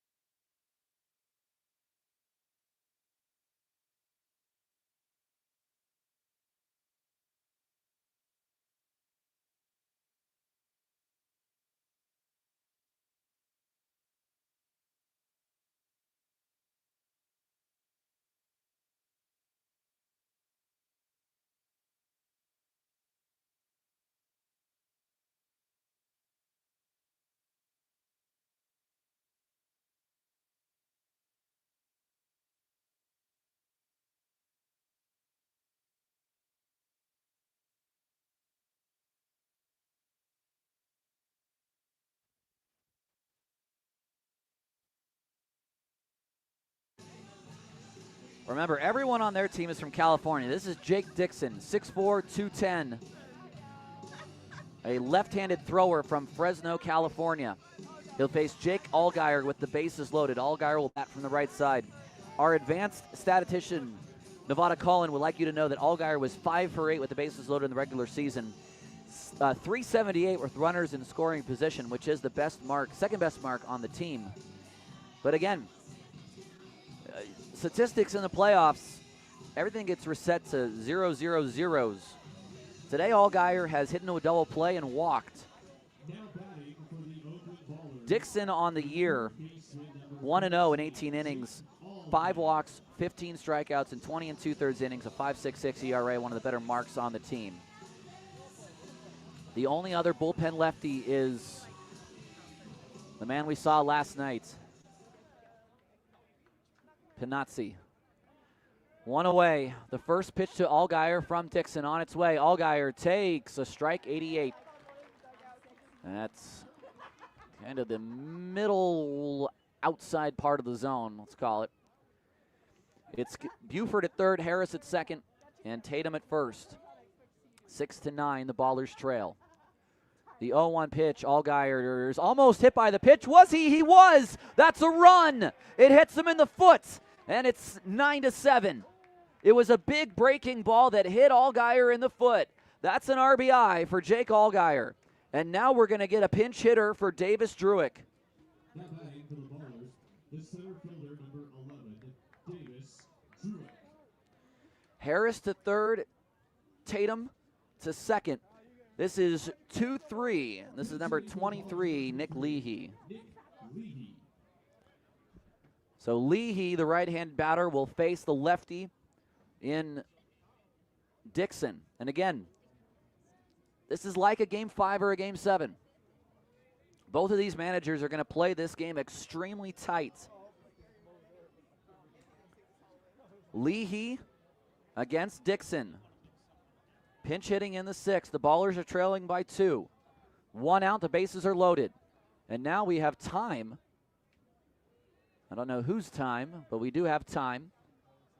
Maybe a ball on the field or something. All right. Dixon is set. The pitch to Leahy on its way. Nick swings and misses. 88, he's ready to hit. 0-1. Truckers want a ground ball that could end the inning. An 0-1 pitch on its way. Leahy takes in the dirt. It's 1-1. A lefty in Lou Helmick on deck, who entered this game for McKenzie in the third. Pinch hit for him and then stayed in the game. I don't think Leahy will stay in the game, but we'll see. The 1-1. Leahy swings and fouls it away. It's 1-2. This is a huge spot for Nick. He started the game yesterday and took an 0 for 5. He did have a game on Saturday where he was 1 for 1 with 2 walks and a single. 1-2 pitch to Leahy. He swings and misses. 87 at the top of the zone, and he's gone.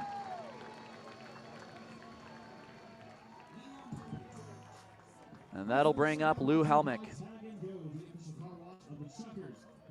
Well, Lou's going to have to come through. I don't know if he has a hit in the postseason yet.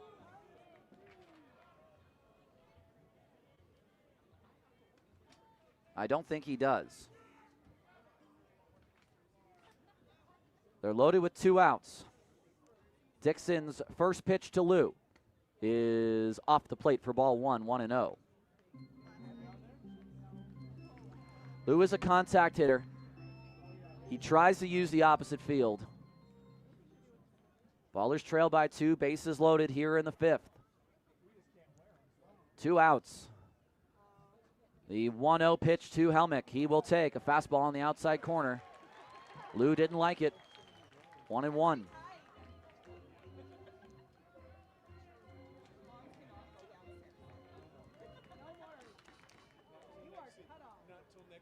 Dixon comes set. 5 left on the clock. He will kick and fire to Helmick. Takes a pitch low at 87. 2-1.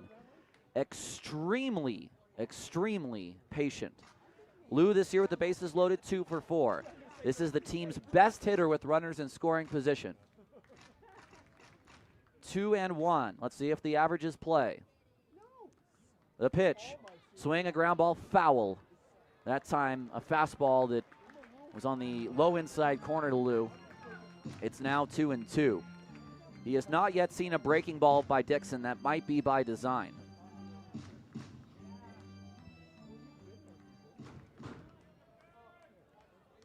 Dixon set. All 3 runners lead. Lou with a choke on the bat. Dixon's pitch. Swung on, hit to center field. Shallow racing in, and Rich is there. He will make the catch, and the inning is over. Well, the Ballers had a chance to tie the game. They do not do it, but they do score 2 runs on 3 hits, no errors, and 3 men left on base. This will be a 9-7 ball game as we take a break and head to the bottom of the 5th on 860 AM The Answer.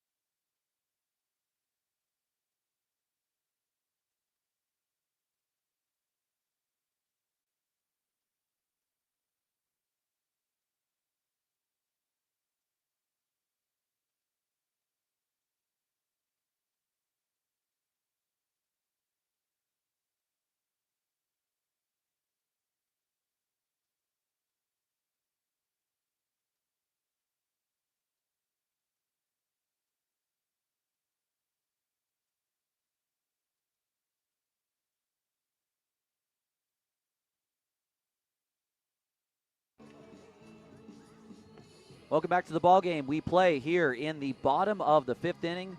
The Ballers trail 9-7. This is our first Pioneer League game of the playoffs as far as Oakland is concerned. Let's give you the final numbers on Hernandez before anything else. A third of an inning, 3 hits, 2 runs, both earned, a walk, and no strikeouts. Dixon does his job, faces 2 batters, or I should say, he actually faced 3 batters. He hit Allgaier for the second run to come in, and then struck out Leahy and got Druick to fly out, or Helmick, to fly out. Druick is back into the game at center, so the Ballers have used their designated pinch hitter today with Nick Leahy's at bat. Here is Simon Baumgart. The first pitch is swung on a miss at 90 by Adam Bogosian. It is 0-1.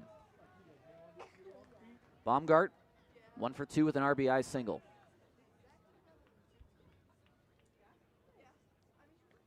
The 0-1 on its way. He takes high at 93. They don't have to play flawless baseball from here on out with 4 innings left, but they cannot give up many more runs the rest of the way. The next pitch is high, 2-1. Boga faced 2 hitters in the 4th. They got a sac fly on a fly out to right and struck out the next batter. Baumgart hits it in the air right center. This is carrying. This is deep.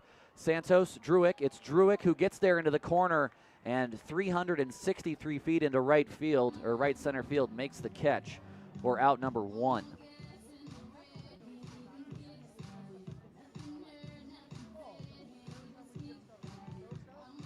That'll bring up McCaffrey, the catcher. McCaffrey is 1 for 2 today, a RBI single in the first, part of that 6-run rally, and then a strikeout in the 3rd.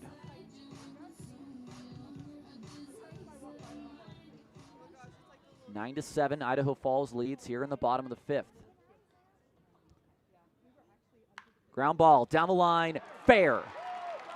Over is Helmick to pick it up, stops it on a slide, gets up, throws it into second. McCaffrey will have a double. It's his 2nd hit of the game and another man in scoring position. That's the 8th hit of the day for Idaho Falls. That's their 3rd double, and there's also been a home run by Idaho Falls. For Oakland, they have 9 hits and only 2 doubles. The rest are singles. Banks today, a 2-run double and a walk.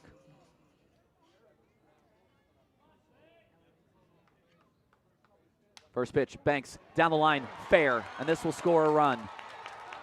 Might have broken the bat. Banks is headed to second. The throw in from right field. It's another double. Just use both baselines past both corner infielders, and it's 10-7.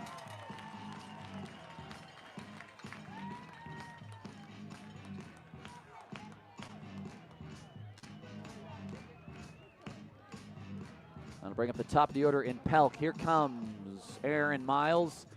That's it for Adam Bogosian. He'll go to the pen again. It's the left-hander Caleb Franzen when we come back on 860 AM, The Answer.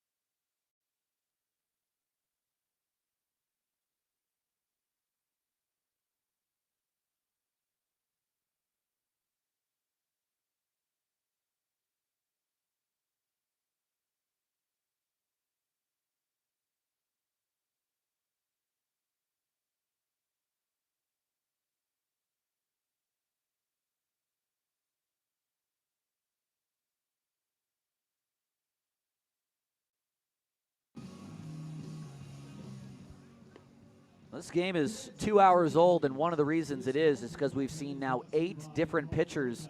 We're only in the bottom of the 5th. This is Caleb Franzen. Franzen, I guess you could call him the true lone lefty in the bullpen. This year, 35 appearances, 3-0, a 4.26 ERA, 47 strikeouts, 8 walks, and 44 1/3 innings. He'll face Pelk and Rogers, 2 lefties. One away. At second is Banks, who can score with his speed on a single. So Franzen is in to try to strike out a few of these hitters. Pelk today is 1 for 2, a single and a walk.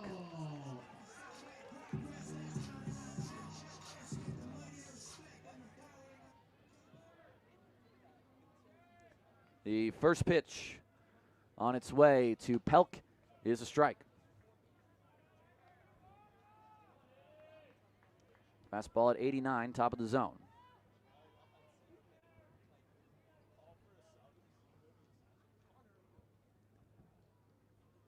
Now a base hit to center field.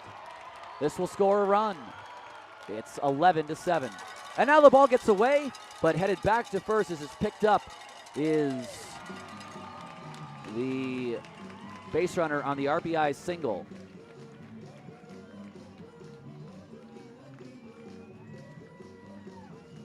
Scoring is Banks, an RBI single fairly early on. And the 2 runs that the Ballers got back in the top of this inning now have been given up again.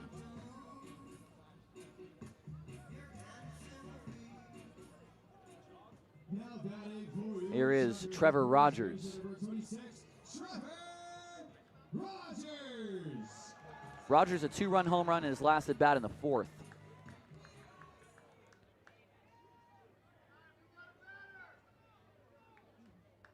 First pitch from Franzen, breaking ball, strike at the top of the zone. The Ballers have fought, so have the Chuckers. They've now scored 5 runs in the last 2 innings.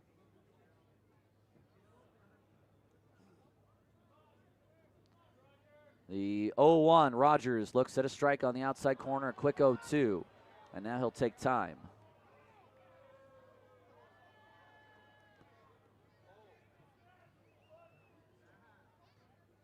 (11-7), Idaho Falls leads in the bottom of the 5th. Well, I said they didn't have to play perfect baseball, but they couldn't allow many more runs. I think this is the extent to the amount of runs they can allow and still win this game. The 0-2 pitch is off the plate at 91. What you're asking them right now is to score 12, which is to score 5 in the last 4 innings.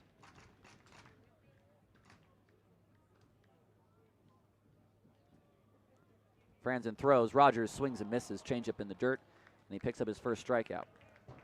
Well, I can't close the book on Bogosian. It's an inning, 2 hits, 2 runs, both earned. No walks and a strikeout.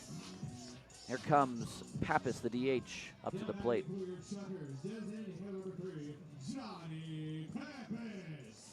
You're sort of, because you're so used to winning this year, you're just thinking to yourself, okay, well, when will they score runs? Which inning will it be? Rather than sort of maybe taking this at face value and saying, well, we are behind the 8 ball here, and we've got to figure something out. Pappas a double and a walk and a flyout. A 0-1 from Franzen. On its way. Pappas out of play. It's a quick 0-2. 6 runs allowed by Milliken in 2/3 of an inning. Did not get the game off to a very good start. 3 runs given up by Del Vecchio in 2 2/3, and now 2 runs given up by Bogosian in 1 inning. Aaron Miles has tried to make chess moves throughout the game. Some have worked, some have not. And now Pappas, a line drive to center field. That's a base hit. Second hit given up by Franzen in the inning. That was a 93-mile-an-hour fastball, a challenge right down the middle. And on an 0-2 pitch, that is a mistake. If that pitch was called by Tatum, it was a mistake. Here is Rosengard. Rosengard was retired for the first time in this game and is at bat in the 4th. A ground out to the first baseman. First pitch breaking ball is a called strike 1. Franzen is getting ahead of all these hitters, though, which is good to see.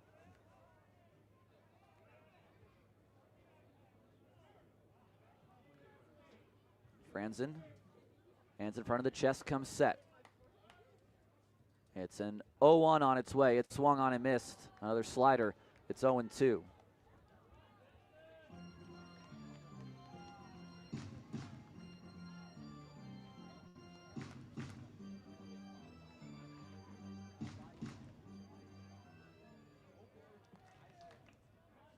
Franzen set. Defense playing back. The 0-2 pitch to Rosengard is swung on and fouled away. That hung. And Rosengard did not make Franzen pay. That's an 0-2 pitch. That's a slider belt high.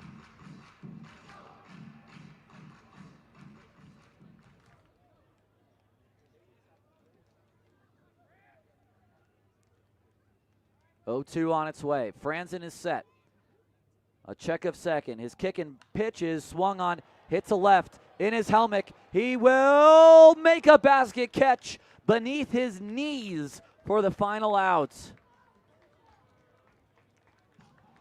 The inning is over. 2 runs, 4 hits, no errors, 2 men left on base. The Idaho Falls Chuckers now lead 11-7 as we head to the 6th on 860 AM The Answer.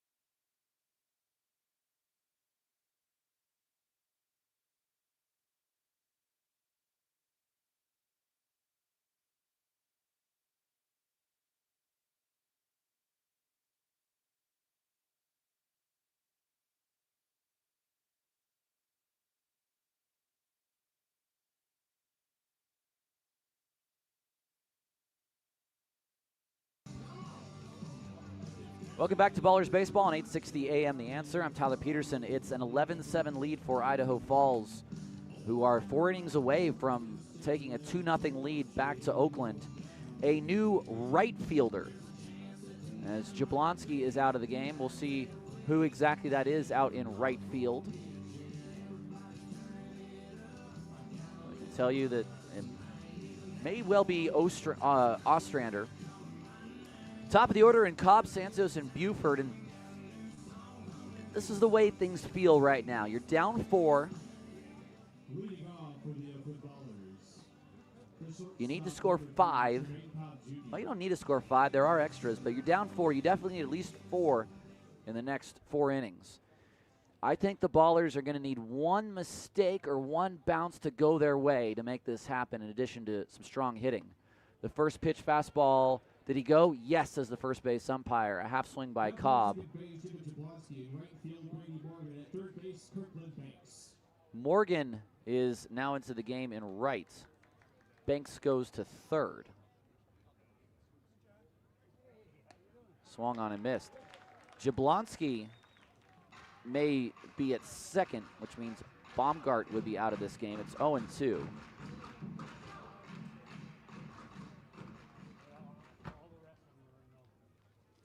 Dixon ahead 0-2 to Cobb. He's got a choke on the bat. The pitch on its way. It's swung on, hit toward the second baseman. The new second baseman, his throw to first is in time. I do believe that is 27 out at second base. Yep, that's Jablonski. So Simon Baumgart is out of the game. Morgan will bat in his place. It's a 4-3 ground out to begin proceedings in the 6th.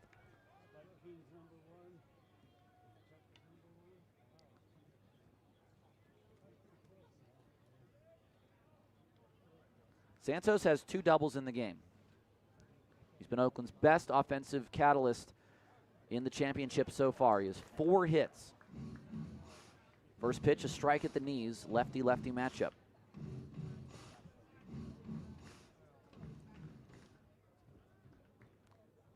Dixon to the dish, and Santos swings and misses. Fastball inside. It's 0-2. Now Isai is going to take his timeout.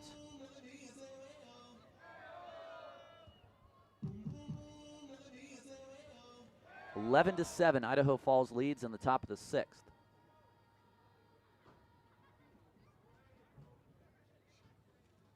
Set on the mound is Dixon. And the 0-2 on its way is off the plates.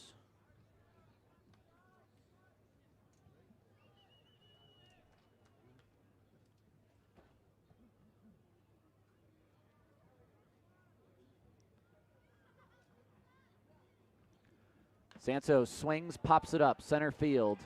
The shortstop is out, and he will make the catch. 2 outs in the 6th.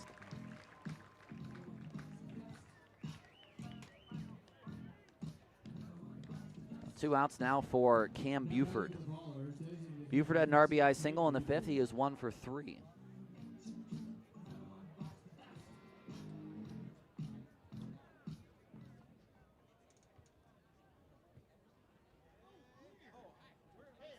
The first pitch, Buford takes inside. We're going to see in these final 10 outs what this Oakland offense has left in it to fight in this game.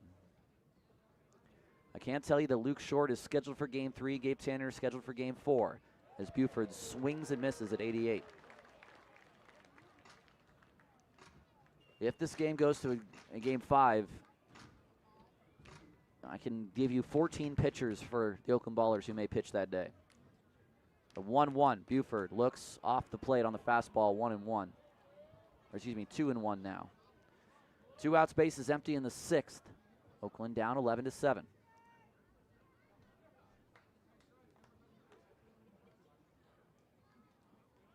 The 2-1 on its way. Buford swings and hits it out of play.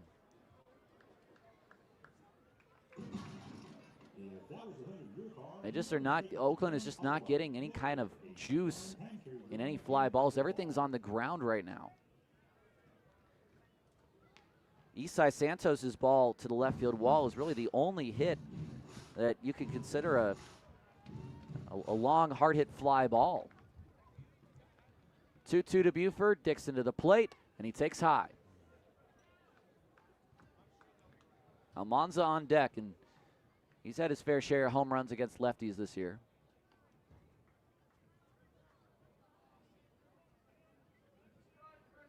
(3-2). The pitch. Buford, a half swing. Does he go? No, that's ball 4. So he draws a 2-out walk, and Almanza will bat with Buford at first. I mean, this may well be territory for Buford to try to swipe a bag. Now batting for the ball is the first baseman, number 29, Christian Almanza. It may be a tough read off Dixon, and you might have to go early in the count so you don't take the bat out of the hands of Almanza.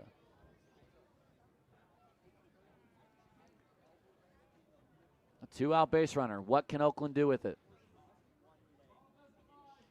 The pitch. Almanza takes off the plate and low, 87. They trail by 4 in the 6th. It's 11-7, Idaho Falls. 2 hits for Almanza today, both singles. He's driven in 2 runs. He's also flied out to left.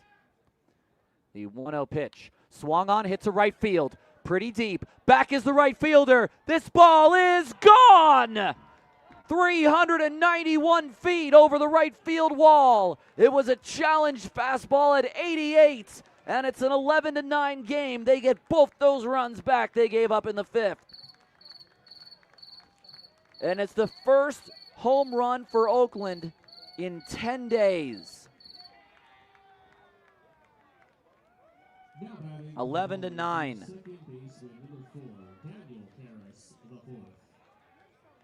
Here is Daniel Harris IV. I said he had his fair share of home runs against lefties this year. It's back to a 2-run ball game. Here's Harris. Danny had a single in his last at bat. First pitch is low. Is that going to break some type of curse now?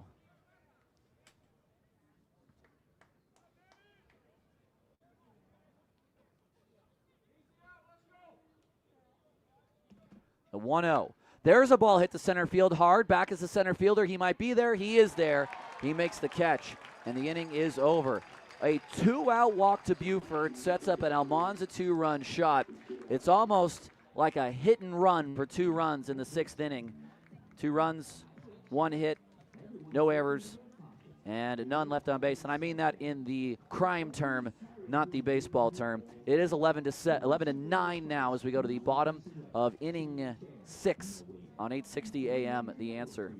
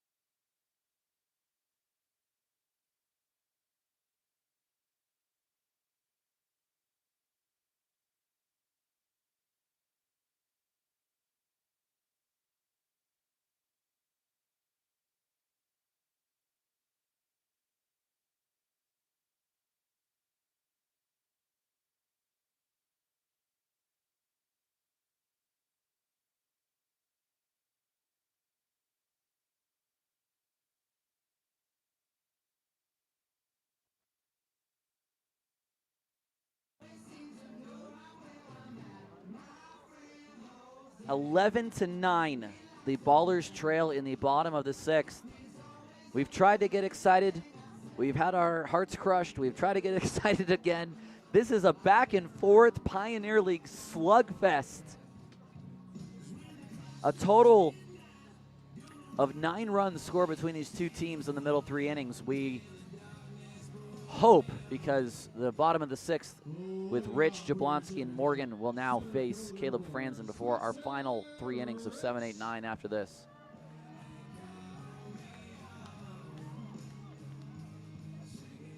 Franzen's first pitch to Rich. Swung on, popped up out of play. 2 RBI for Spencer Rich today, an RBI ground out, an RBI sac fly. So he is 0 for 2 officially, but as he's also grounded, he's also, hit into a fielder's choice, so about as productive as you can be with an 0-2 game. Now a ground ball foul down the baseline. It's 0-2. Let me reset the defense for you for Oakland. It's Helmick in left, Druick in center, and Santos in right. Allgaier at third, Cobb at short, Harris at second, Almanza at first. Tatum behind the plate. No changes for Oakland since the 3rd inning. 0-2. Franzen is set. And the pitch on its way is swung on, hit in the air to center field. Druick moves to his left. He camps under it, and now he puts the squeeze on it for out number 1. Well, that's a positive start. I will say it was a fly out to center in the last inning before 2 runs were scored off of Adam Bogosian. So they're not afraid to hit with 1 or even a couple of outs, these Chuckers. Here's Jablonski, who will switch yet again. He hit from the left side, then the right, then the left side, and now again the right. First pitch fastball on the corner, called strike 1, 91 from Franzen. Warming up in the bullpen is Zach St. Pierre.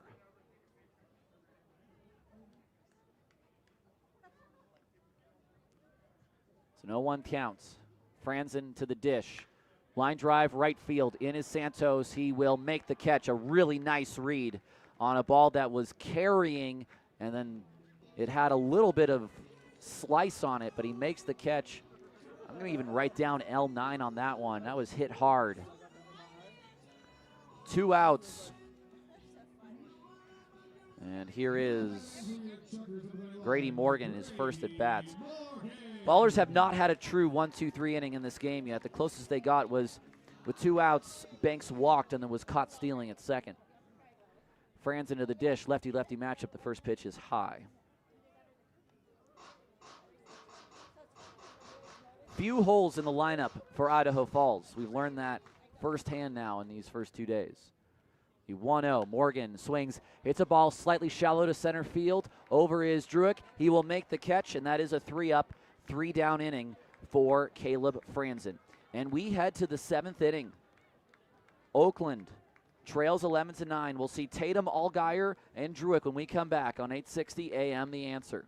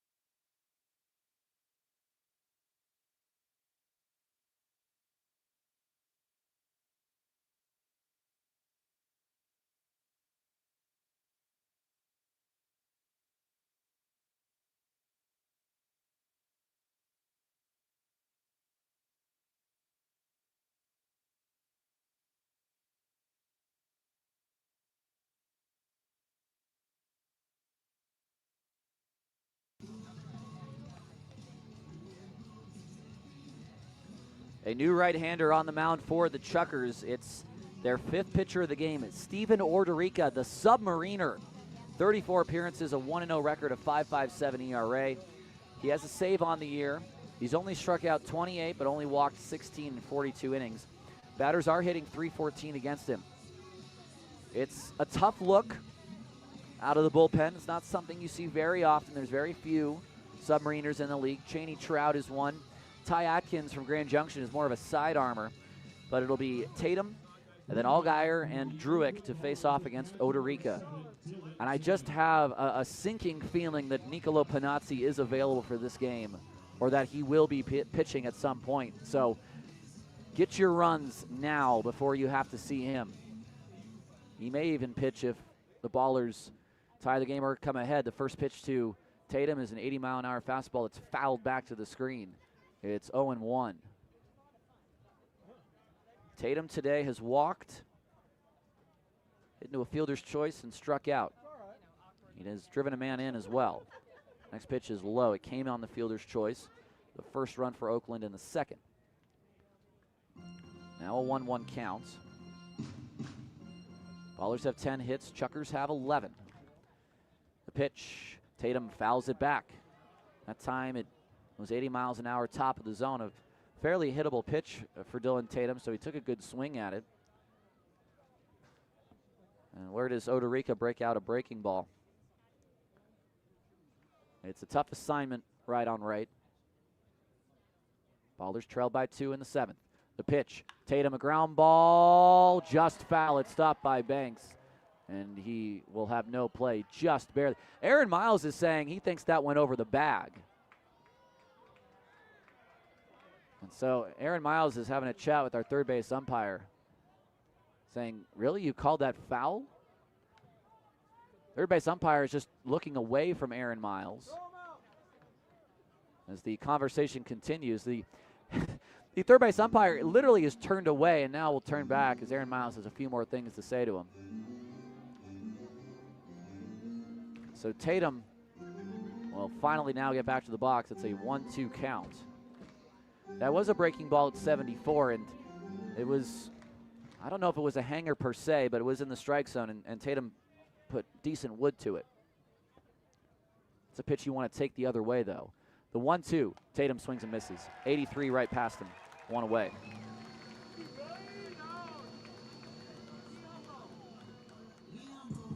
And they'll bring up Allgaier. So there will be at least 3 lefties now in the next 3 batters in Allgaier, Druick, and Helmick. The next righty against Orderica would be Cobb if two men can get on here with one out. Allgaier today has an RBI and a hit by pitch. He's also walked. He's 0 for 1 with a double play. Ballers trail 11-9 in the 7th. First pitch, fastball is high from Odorica. A righty is loosening in the bullpen.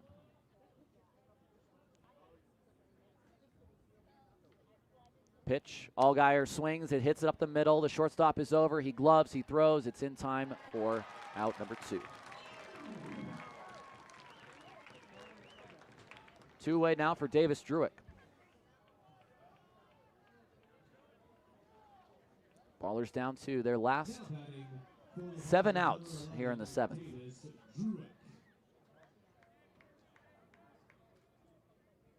Druick's got pop. And he may take a big swing at balls that are coming in no quicker right now than 83 from Odorica. First pitch, he takes 79 for a strike on the outside. It's 0-1.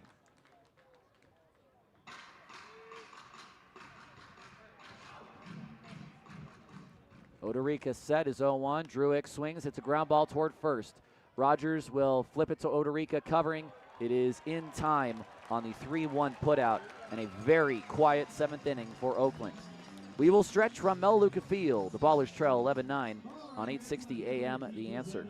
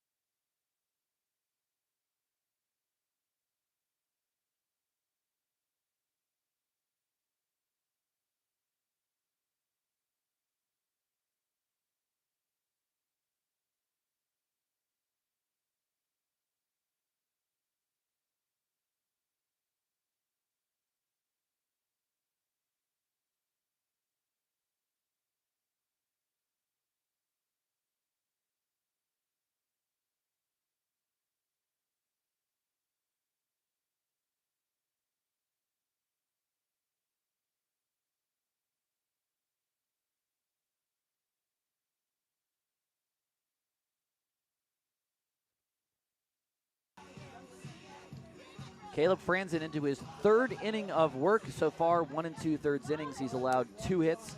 He struck out a batter and not allowed a run of his own. He's gotten the last 4 hitters out.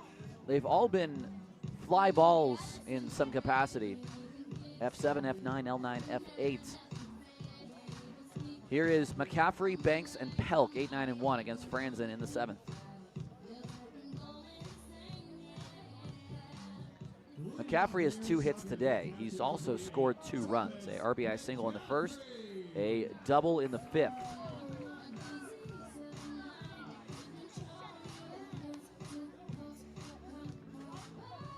Ballers trail by 2. Franzen will pitch as long as he is still effective. The first pitch to McCaffrey is a touch low. No one is warming in the Oakland bullpen. There is someone warming in Idaho Falls' bullpen. It's very tough to see through the netting in my vantage point. The 1-0 on its way. Franzen kicks and fires. McCaffrey gets a ground ball sharply to Cobb. He gobbles it up. His throw to first is in time. Nice play by Trey, who didn't have to move too far over to his left, but did have to take a tough hop at 105. 1 away. That'll bring up Banks. Don't rule out a bunt, by the way. It's a 2-run game. I'm gonna stick with what I said about an inning or 2 ago, which is 11 is it. If the Ballers want to win, 11 is as much as they can allow. Next pitch is fouled out of play, because I said you were asking an offense to get 5 runs in the final 4 innings. Well, they need 3 more runs in the final 2 innings if they want to win this game in regulation. The 0-1. Late swing by Banks. He fouls it away. It's 0-2.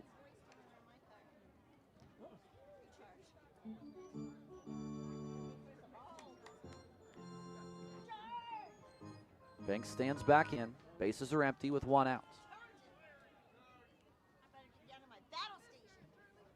Franzen set, the 0-2 on its way. Banks, line drive, center field, in his Druick. That will fall for a base hit. And that was a pitch right on the edge. A changeup by Caleb Franzen. And that was just a protective swing by Banks. Feet planted, threw the hands out. It was Coco Crisp style. And there's a man on with 1 out. So 2 lefties now as a righty. It's Connor Sullivan up in the bullpen in the 7th.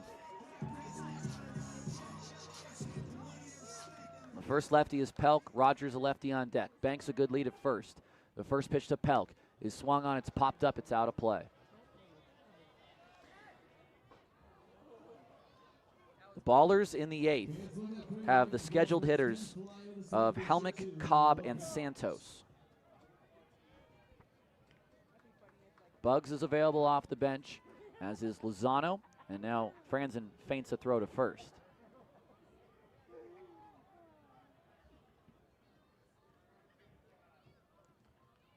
They've already used Leahy, they've already used Helmick. The 0-1, Pelk sharply out of play this time, it's 0-2.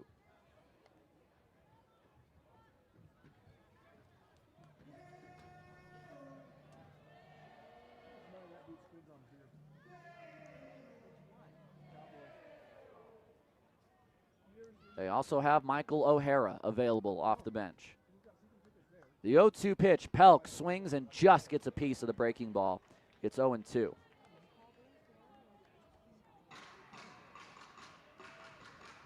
(11-9). Idaho Falls leads in the 7th.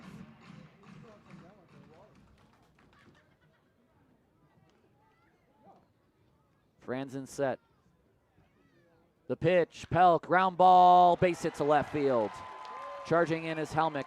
His throw will go to the cutoff man toward third. Back-to-back singles by the Chuckers on a couple of 2-strike pitches. That was a challenge fastball right down the middle of the plate.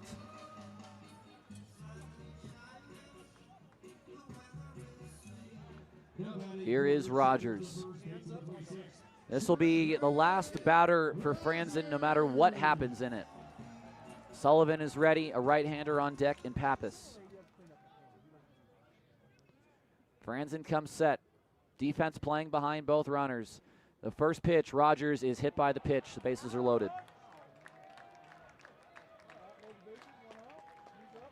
And that's going to be it.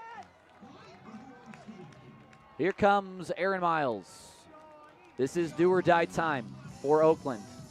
The closer will come in the bottom of the 7th, trailing by 2, and try to keep this game in reach for the Ballers. Take a break and come back on 860 AM The Answer.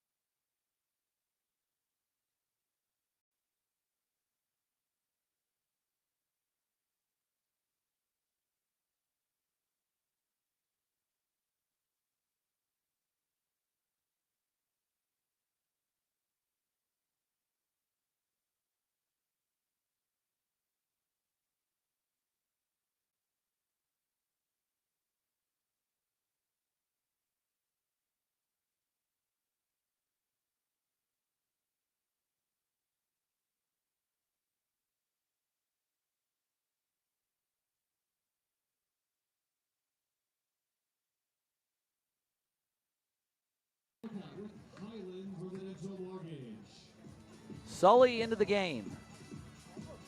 This is the game. Bottom of the 7th, bases are loaded for Idaho Falls. Caleb Franzen goes 2 innings, last 4 hits, no runs, no walks, 1 strike, out. Pardon me. Sullivan against Pappas. All 3 runners on base. The base is loaded. 2 hits and a hit by pitch. All Caleb Franzen's responsibility. They're down 2 here in the bottom of the 7th. And this is not a save situation. The baller's not even leading, but these are the times when you're going to call on your best pitcher, Connor Sullivan, to try and get you out of the jam. A ground ball could mean the end of the inning.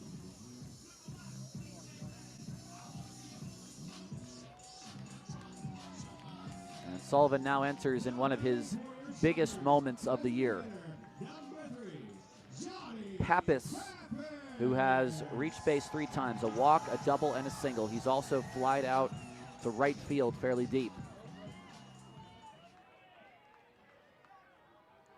Sullivan set. He'll work from the stretch. His first pitch to Pappas is way off the plate at 80 miles an hour, a slider. It's 1-0. He caught last night's game, Pappas. Today, the DH.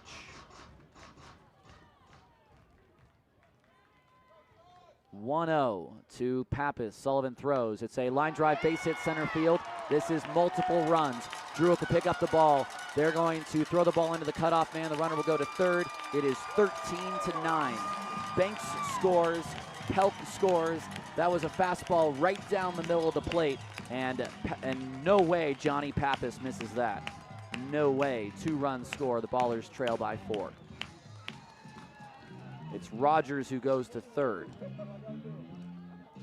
And here is Rosengard.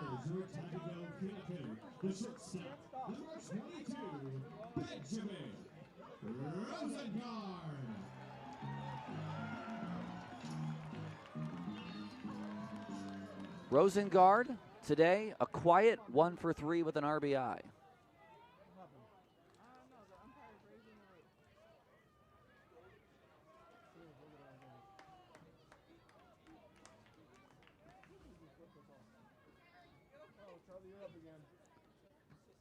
The first pitch, ground ball, right field, base hit, another run. Rosengard has a second hit. The throw will go to third and holds the runner at second. And Rosengard knocks in another man. Back-to-back hits, it's 14-9.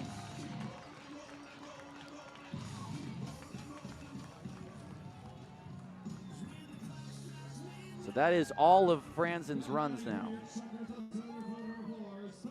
3 runs all earned.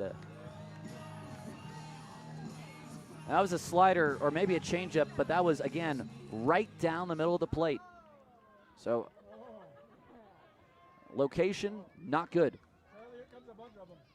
It's a 5-run deficit for Oakland. First pitch slider, strike on the outside. Rich today is driven in 2.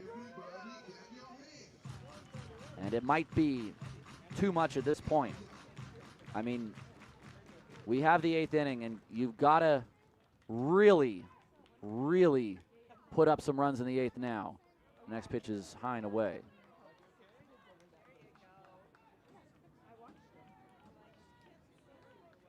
One and 1 to Rich.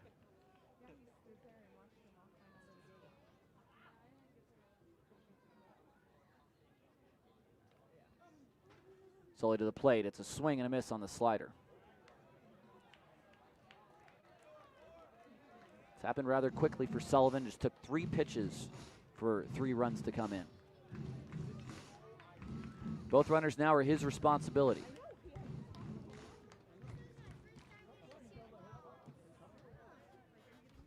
Shake off from Sullivan.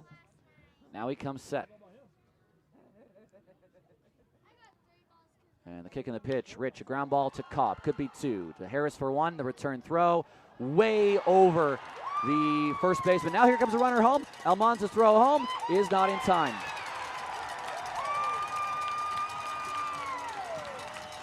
That's the first error of the game.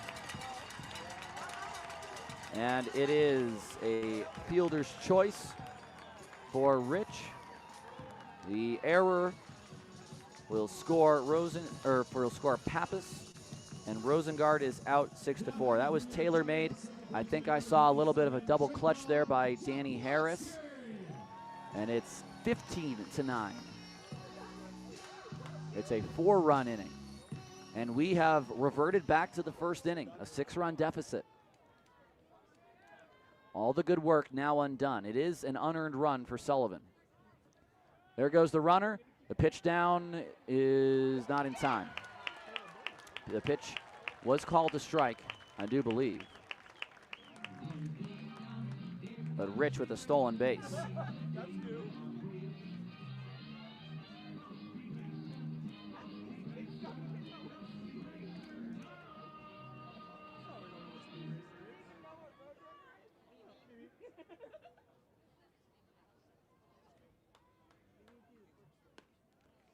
Next pitch is hot. And the first pitch was actually a ball. It looked like it was tagged as a strike, but it was a ball.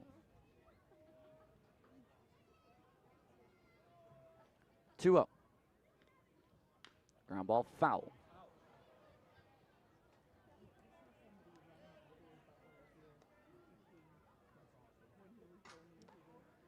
(15-9).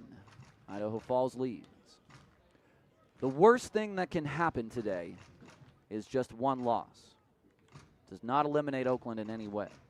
It just makes the journey more difficult.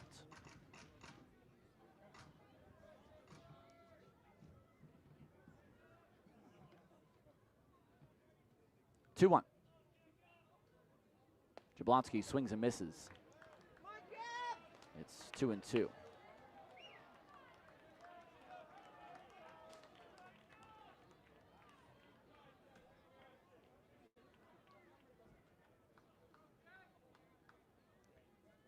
Coming set is Sullivan. And the 2-2 pitch now on its way to Jablonski. He will take off the glove of Tatum. That's going to be a pass ball. I believe that's a pass ball. And going to third is Rich.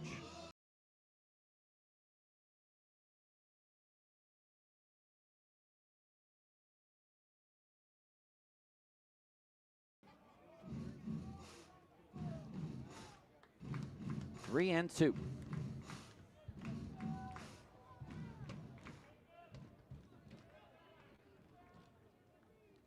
Sullivan set. And the 3-2 on its way is swung on and missed. Sully gets his first K. The inning is over. It is a big inning for Idaho Falls. They put up 4 on the board, and they lead by 6, headed to the 8th on 860 AM The Answer.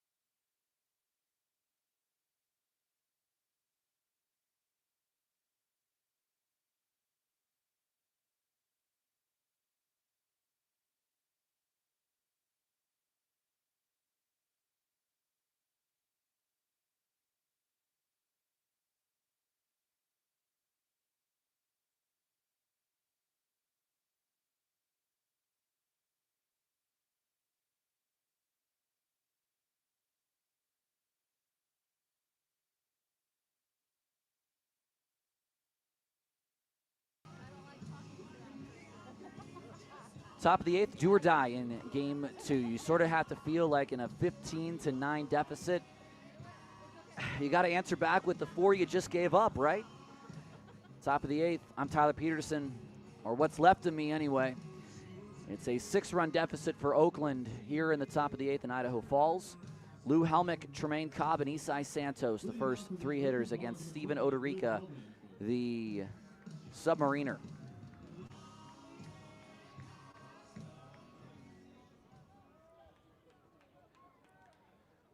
First pitch to Lou Helmick on its way. Lou will look at strike 1.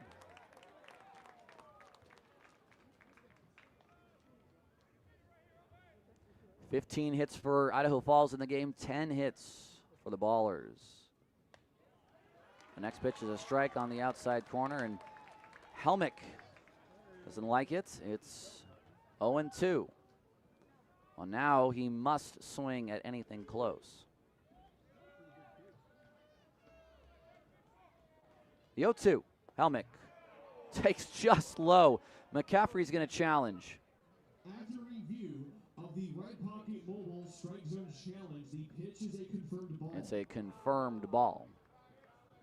That is the Chuggers' second incorrect challenge Well, of the game. 2 days, and I can tell you this. 4 incorrect challenges yesterday, 3 incorrect challenges today between both teams. 1-2, that's off the plate. It's 2-2. No one has been able to win a challenge in this series, which you could say they've been well umpired games. The 1-2. Pitch is down low, now 3-2. I don't think we have seen the umpires come into play in this series, which is always something you want to say about a championship. Full count to Helmick. The pitch is grounded down the line. It's a base hit into left field. Lou is thinking 2. The throw from the left fielder is not in time. Helmick with the double. If you're going to come back, the first man's got to get on, and Lou does.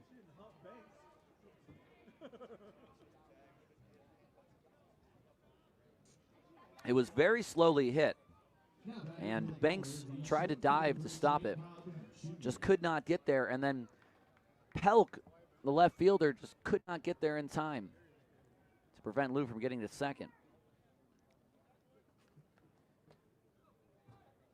String hits together.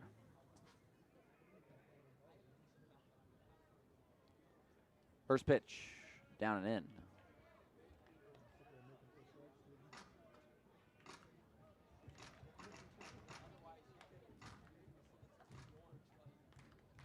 One 0 to Cobb. He takes the top of the zone, 1-1.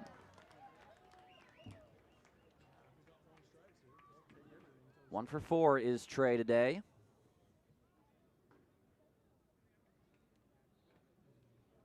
Odorica looks at second. Now he throws. Trey fouls one at the plates. 2 strikeouts for Cobb in his 1 for 4. He's also grounded out to second. The Ballers do not need productive outs now. They need hits. They need base runners. There's only 6 outs left in the game for them, and they're down by 6 runs. Cobb swings and fouls it away. That was a hanger above the zone, and he couldn't help himself. I don't think it was an unwise swing, if you can get the bat on top of it, but too high for him to really do anything with. The 1-2. Cobb will swing and lace one down the right field line, out of play. That time, Odorica tried to front door him, and Cobb had to protect inside. It was an inside pitch, and he was almost forced to chase it.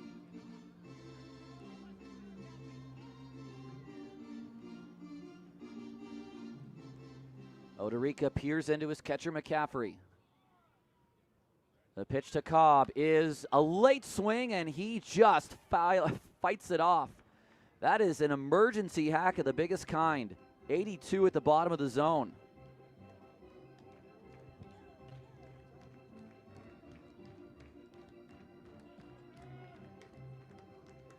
One and 2 to Trey. The pitch, he will again fight it off. I mean, this is a defensive mode right now for Trey. Just trying to make contact. And right now, if you poke a little line drive, it will carry over the infield. He's got to try to look to right field. The 1-2, that is off the plate. Ball 2. And about 1,500 umpires in the stands wanted strike 3.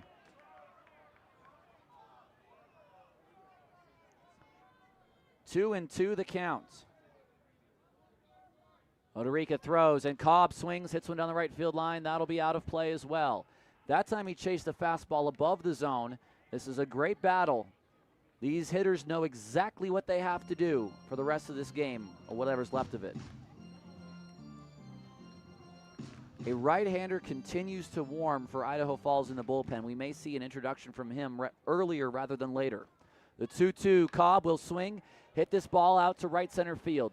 Fairly deep, over as a center fielder. He will make the catch, and he'll drop it. He will drop it, and Cobb is safe at first. That is a straight error from the center fielder. And maybe, just maybe, that's the one break we were waiting for. It's really inexplicable from Rich, the center fielder, who took it to the side of his body with one hand. Cobb is at first. Going to third is Helmick. Here is Santos. Santos has 2 doubles today. The Ballers are still down by 6, but this is what they have to do. The first pitch to Santos is swung on and fouled away. Pass the torch. Pass the baton. Whatever you got to do. Second error for the Chuckers today. The pitch to Santos is fouled back to the screen. Came up and in on Isai, and it's 0-2. Helmick at third. Cobb at first.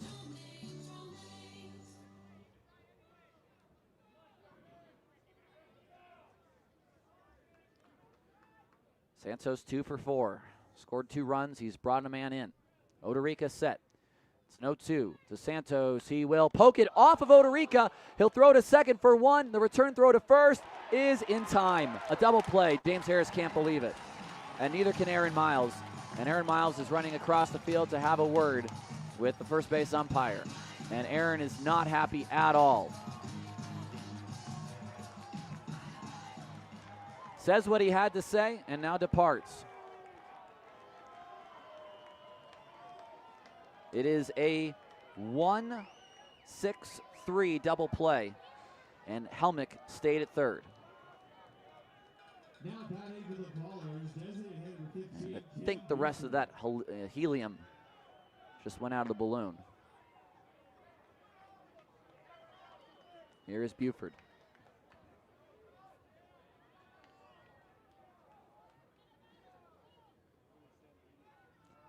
First pitch, called strike.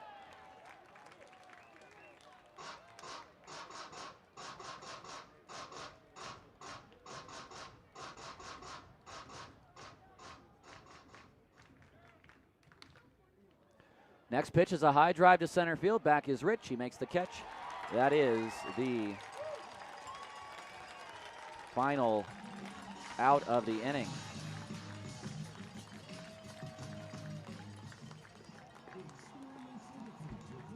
We take a break, we come back. The bottom of the 8th on 860 AM, The Answer.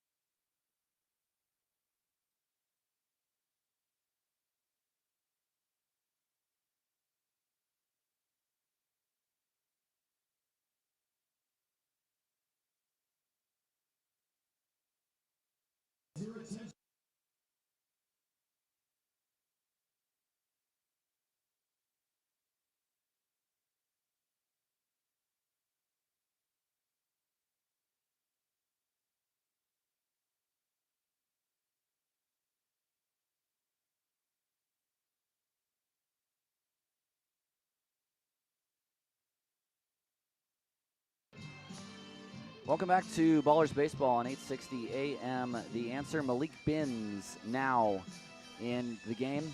If you're watching our YouTube stream, we do want to apologize for some foul language that went up on the broadcast. Not from this broadcast booth, but from our comment section. That user is now banned. Sullivan is done for the day. He finishes at 2/3 of an inning. 2 hits, 1 run, which was unearned. No walks and 1 strikeout. Malik Binns will get the 8th and potentially bottom of the ninth. Leading off for your Is that? Chuckers, Man. right field number 31, Grady Morgan. Here's Morgan to lead it off. All right, all I ask, wow, how about that one? All I ask for the rest of this game, the first pitch is a strike to Morgan, is that the ballers do something that will make me stand up out of this seat in the ninth inning. And I think what that means is we are only down 3. First pitch is down the line, but foul.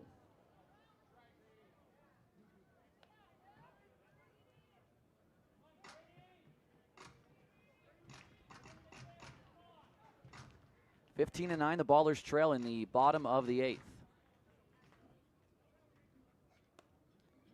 The next pitch is outside. Binns in the regular season had a really nice season altogether. With Oakland, however, the numbers are a little bit inflated. He had a couple of good outings, then a couple of bad ones. The 1-2 is down and in. Binns with Oakland in 6 appearances, 1 start, a 1-2 record, a 12.34 ERA.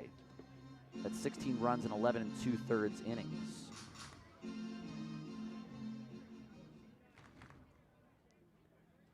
Two and two the counts. Binns on its way, and that's outside.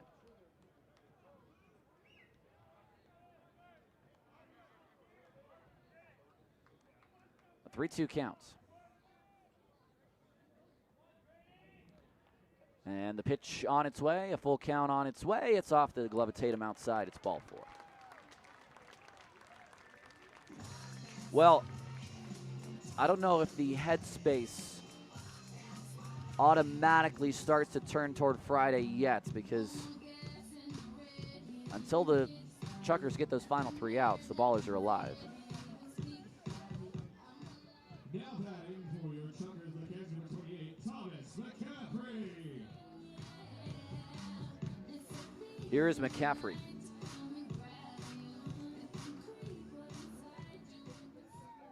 Binns set.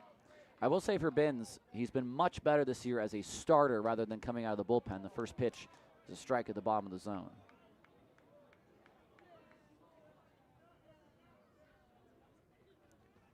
Oh, and 1. He shows bunt, he puts it down. Charging in is Almanza, and this is a bunted base hit from McCaffrey, who does a high step after reaching on the bunted hit. Not totally sure that's going to go down great. Up 6 in the 9th. Now, rules a little bit different. Pioneer from Major League Baseball. Here is Jim Diedrich to come have a chat with Binns. I am not necessarily going to say that the best thing on this next pitch would be if Banks gets hit. That really might start something. All right, Jim departs. It's a quick conversation. 2 men on, nobody outs. McCaffrey with the bunt single. He's at first.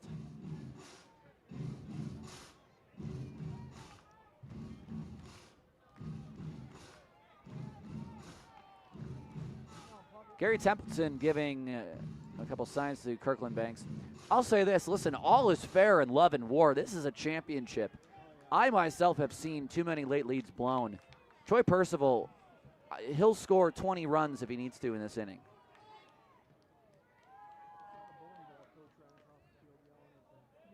The first pitch to Banks.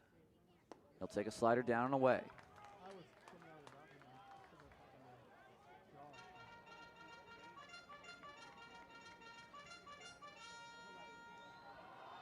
Now, a 3-run lead. Maybe Banks tries to bunt the 2 over. Next pitch is down low. Binns. And a 2-0 count now. It's 15-9 in the bottom of the 8th. The first 2 are on here in the 8th. On a game that really has not been over for a long time. I would not characterize this in those terms at all.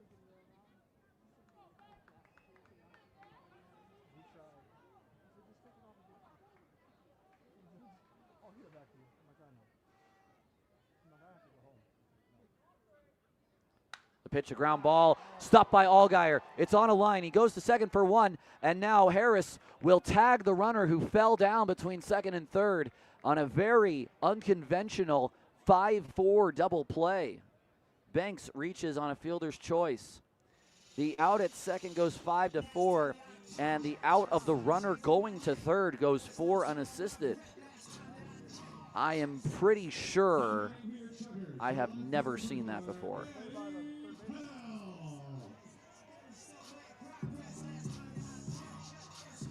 There's Pelk. And that is the first double play of the day, although it's not technically a double play on the line of Banks, as it's a strike called to Pelk at the top of the zone.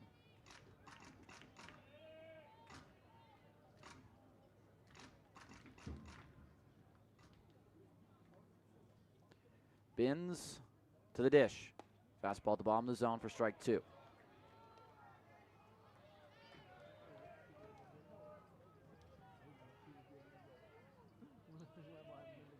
Banks leads from first. Binns comes set. It's an 0-2 pitch.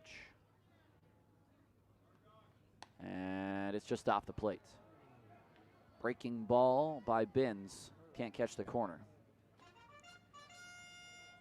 Again, if the Ballers score 3 runs, I'll get out of my seat and stay in the rest of the game to call it. But until then, we'll see what happens. Next pitch is fouled back.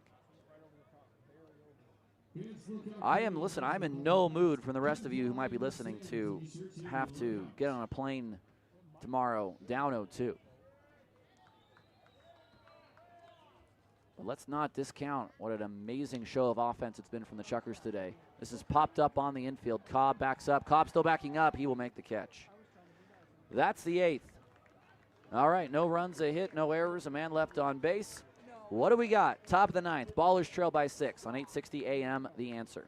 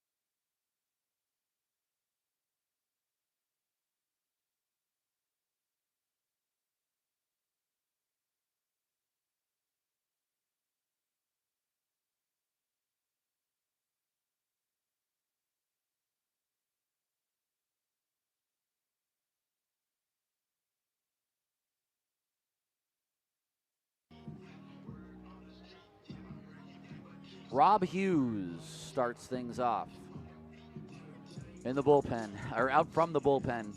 Will we see another pitcher? That's my goal for this inning. The Ballers trail by 6. Let's see a second pitcher in this inning. Hughes, you could call him the one-time closer for Idaho Falls. Has a 4.84 ERA. It's one of the best ERAs on the team. 33 appearances, a save, 43 Ks, and 35 innings.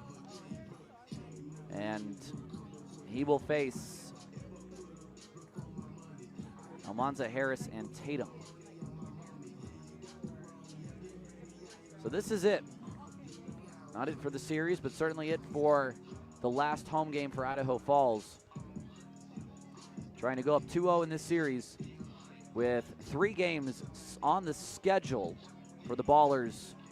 And if you don't have your tickets for Friday right now, you may not be able to get some. If there are some left, you better buy them now. Leading off of the Oakland Ballers, the first baseman number 29, Christian Almanza. Almanza against Hughes. Here we go. First pitch from Hughes on its way. Almanza looks at strike one.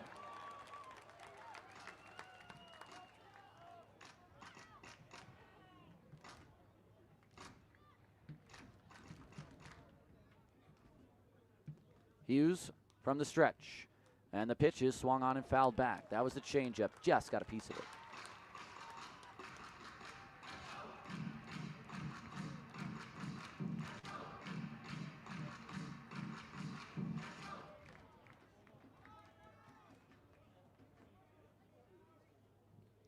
The 0-2. Hughes to the dish. Almanza takes outside.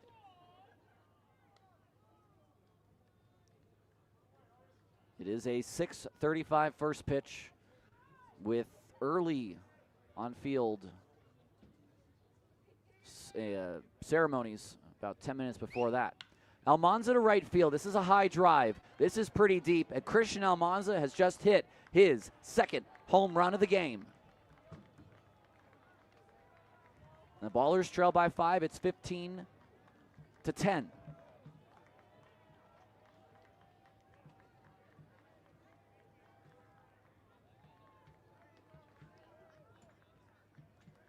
The number for me is 3 before I get up out of this chair.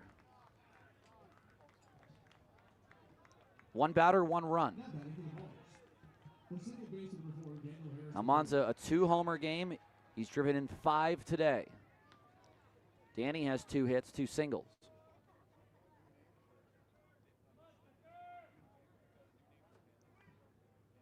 The first pitch on its way to Danny is a ground ball up the middle. Jablonski has it. His throw to first is just in time. Just did enough to stay with that, and he did indeed get him.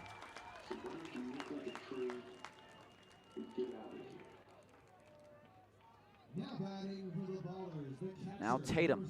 No hits for him today. He's walked and driven in a run. 15-10, the Ballers trail.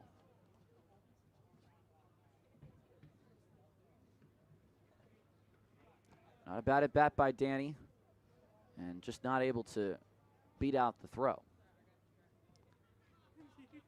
Here's the pitch to Tatum. Swing and a foul ball.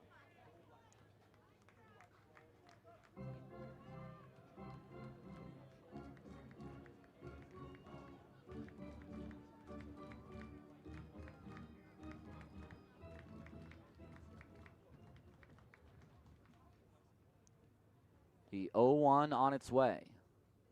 The pitch is swung on and fouled at the plate, breaking ball, and it's 0-2. 15-10.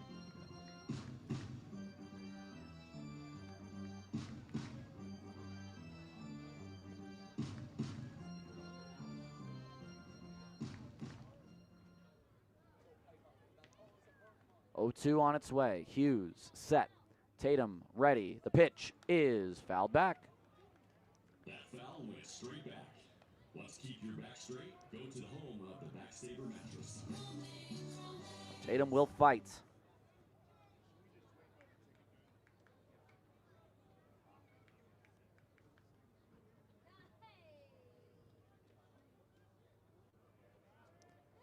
Oh, 2. Hughes to the dish. Here it comes. Tatum swings and misses. 2 outs.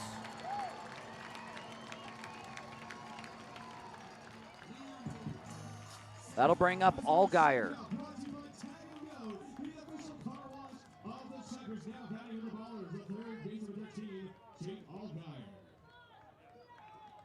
Two outs. Allgaier today 0 for 2, a walk and a hit by pitch. It appears we have reached the end of the line, at least for this Wednesday. Allgaier swings and misses at a changeup. It's 0-1.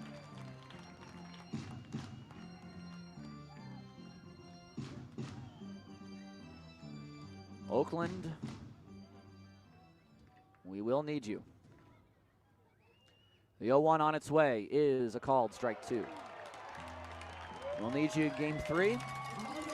We will need you in game 4. We hope we need you in game 5.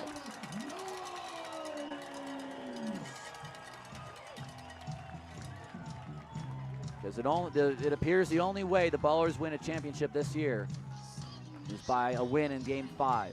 Hughes is set. An 0-2 pitch to Allgaier. Fans standing at Melaleuca Field, and that is just high. Why McCaffrey is not in there? Okay, they are challenging. I was going to say, why not? It's a confirmed ball, so they're out of challenges, but geez, why not? It looks pretty good from here.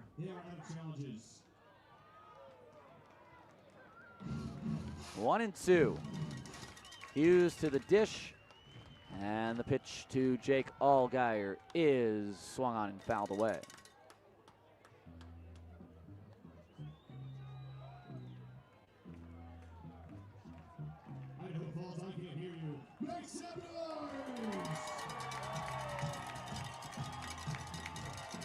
Hughes set again. Allgaier waits. The 1-2 is swung on, grounded foul. A late swing from Allgaier, 92 above the zone.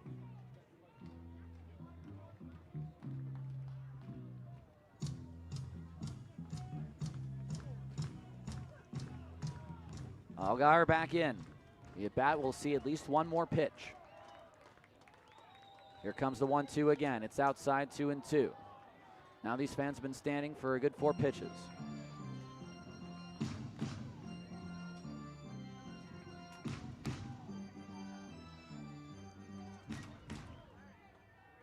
Allgaier waits. Hughes. There's the kick.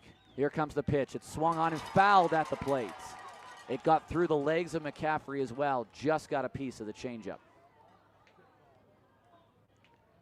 15-10, 2 outs in the 9th. Ballers a strike away from going down 0-2 in the series.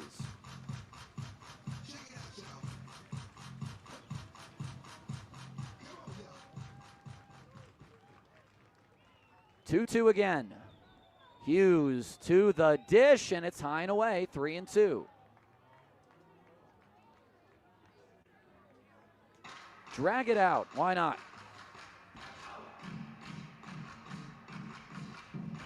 Almanza, a home run in the inning, then 2 outs.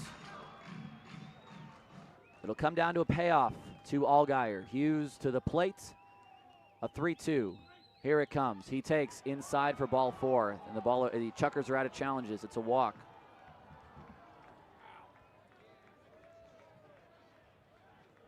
That'll give Davis Druick an at-bat. Here comes Troy Percival.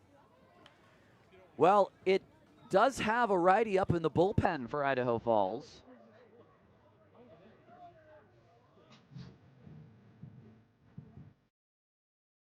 The whole of the infield will come in. There's 2 outs in this game, and they still have a 5-run lead, which means the minimum for Oakland is to get the next 4 on.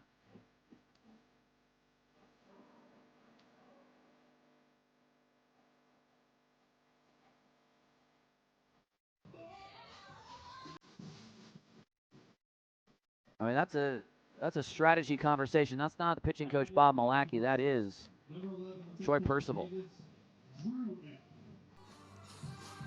Here's Druick. Druick is a 1-for-4 game. Excuse me, a 1-for-3 game. He was pinch hit for Leahy, and Leahy struck out. Had a single back in the 3rd. First pitch to Druick, swing and a miss on a changeup.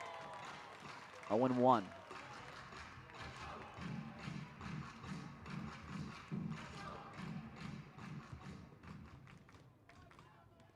Hughes set. Very deep are the infielders. Allgaier will take second, and the pitch is high. That's defensive indifference. No steal for Allgaier.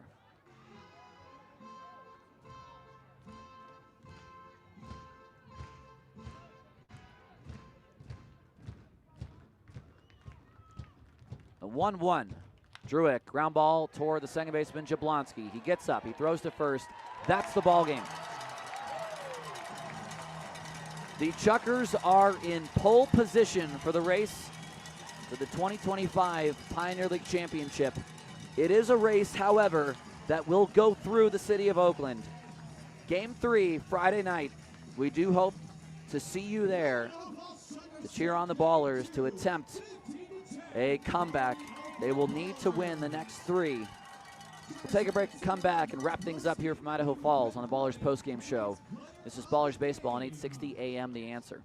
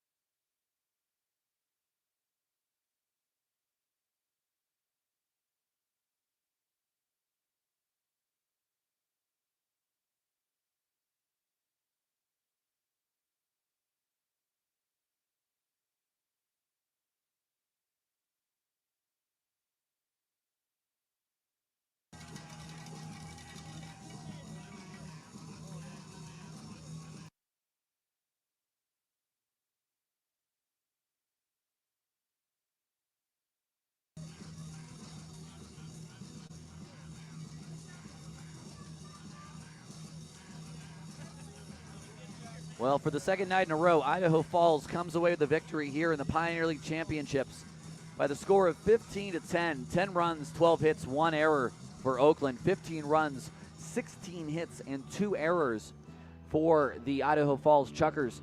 The winning pitcher is Bennett Flynn, who pitched a masterful 1 2/3 innings, no hits, no runs, 1 walk, and 4 Ks.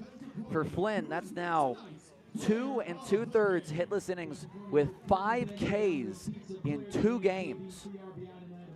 The loss goes to Noah Milliken, who just did not have it from the jump. 2/3 of an inning, 6 runs, 3 walks, no strikeouts, all 6 runs coming in the first. No save in the game. Time of the game, 3 hours and 15 minutes. I did not get today's total attendance. I bet you it's somewhere probably around 1,500 or 1,600. Well, what can we say about what we've seen? We knew Idaho Falls was the best offense in the league.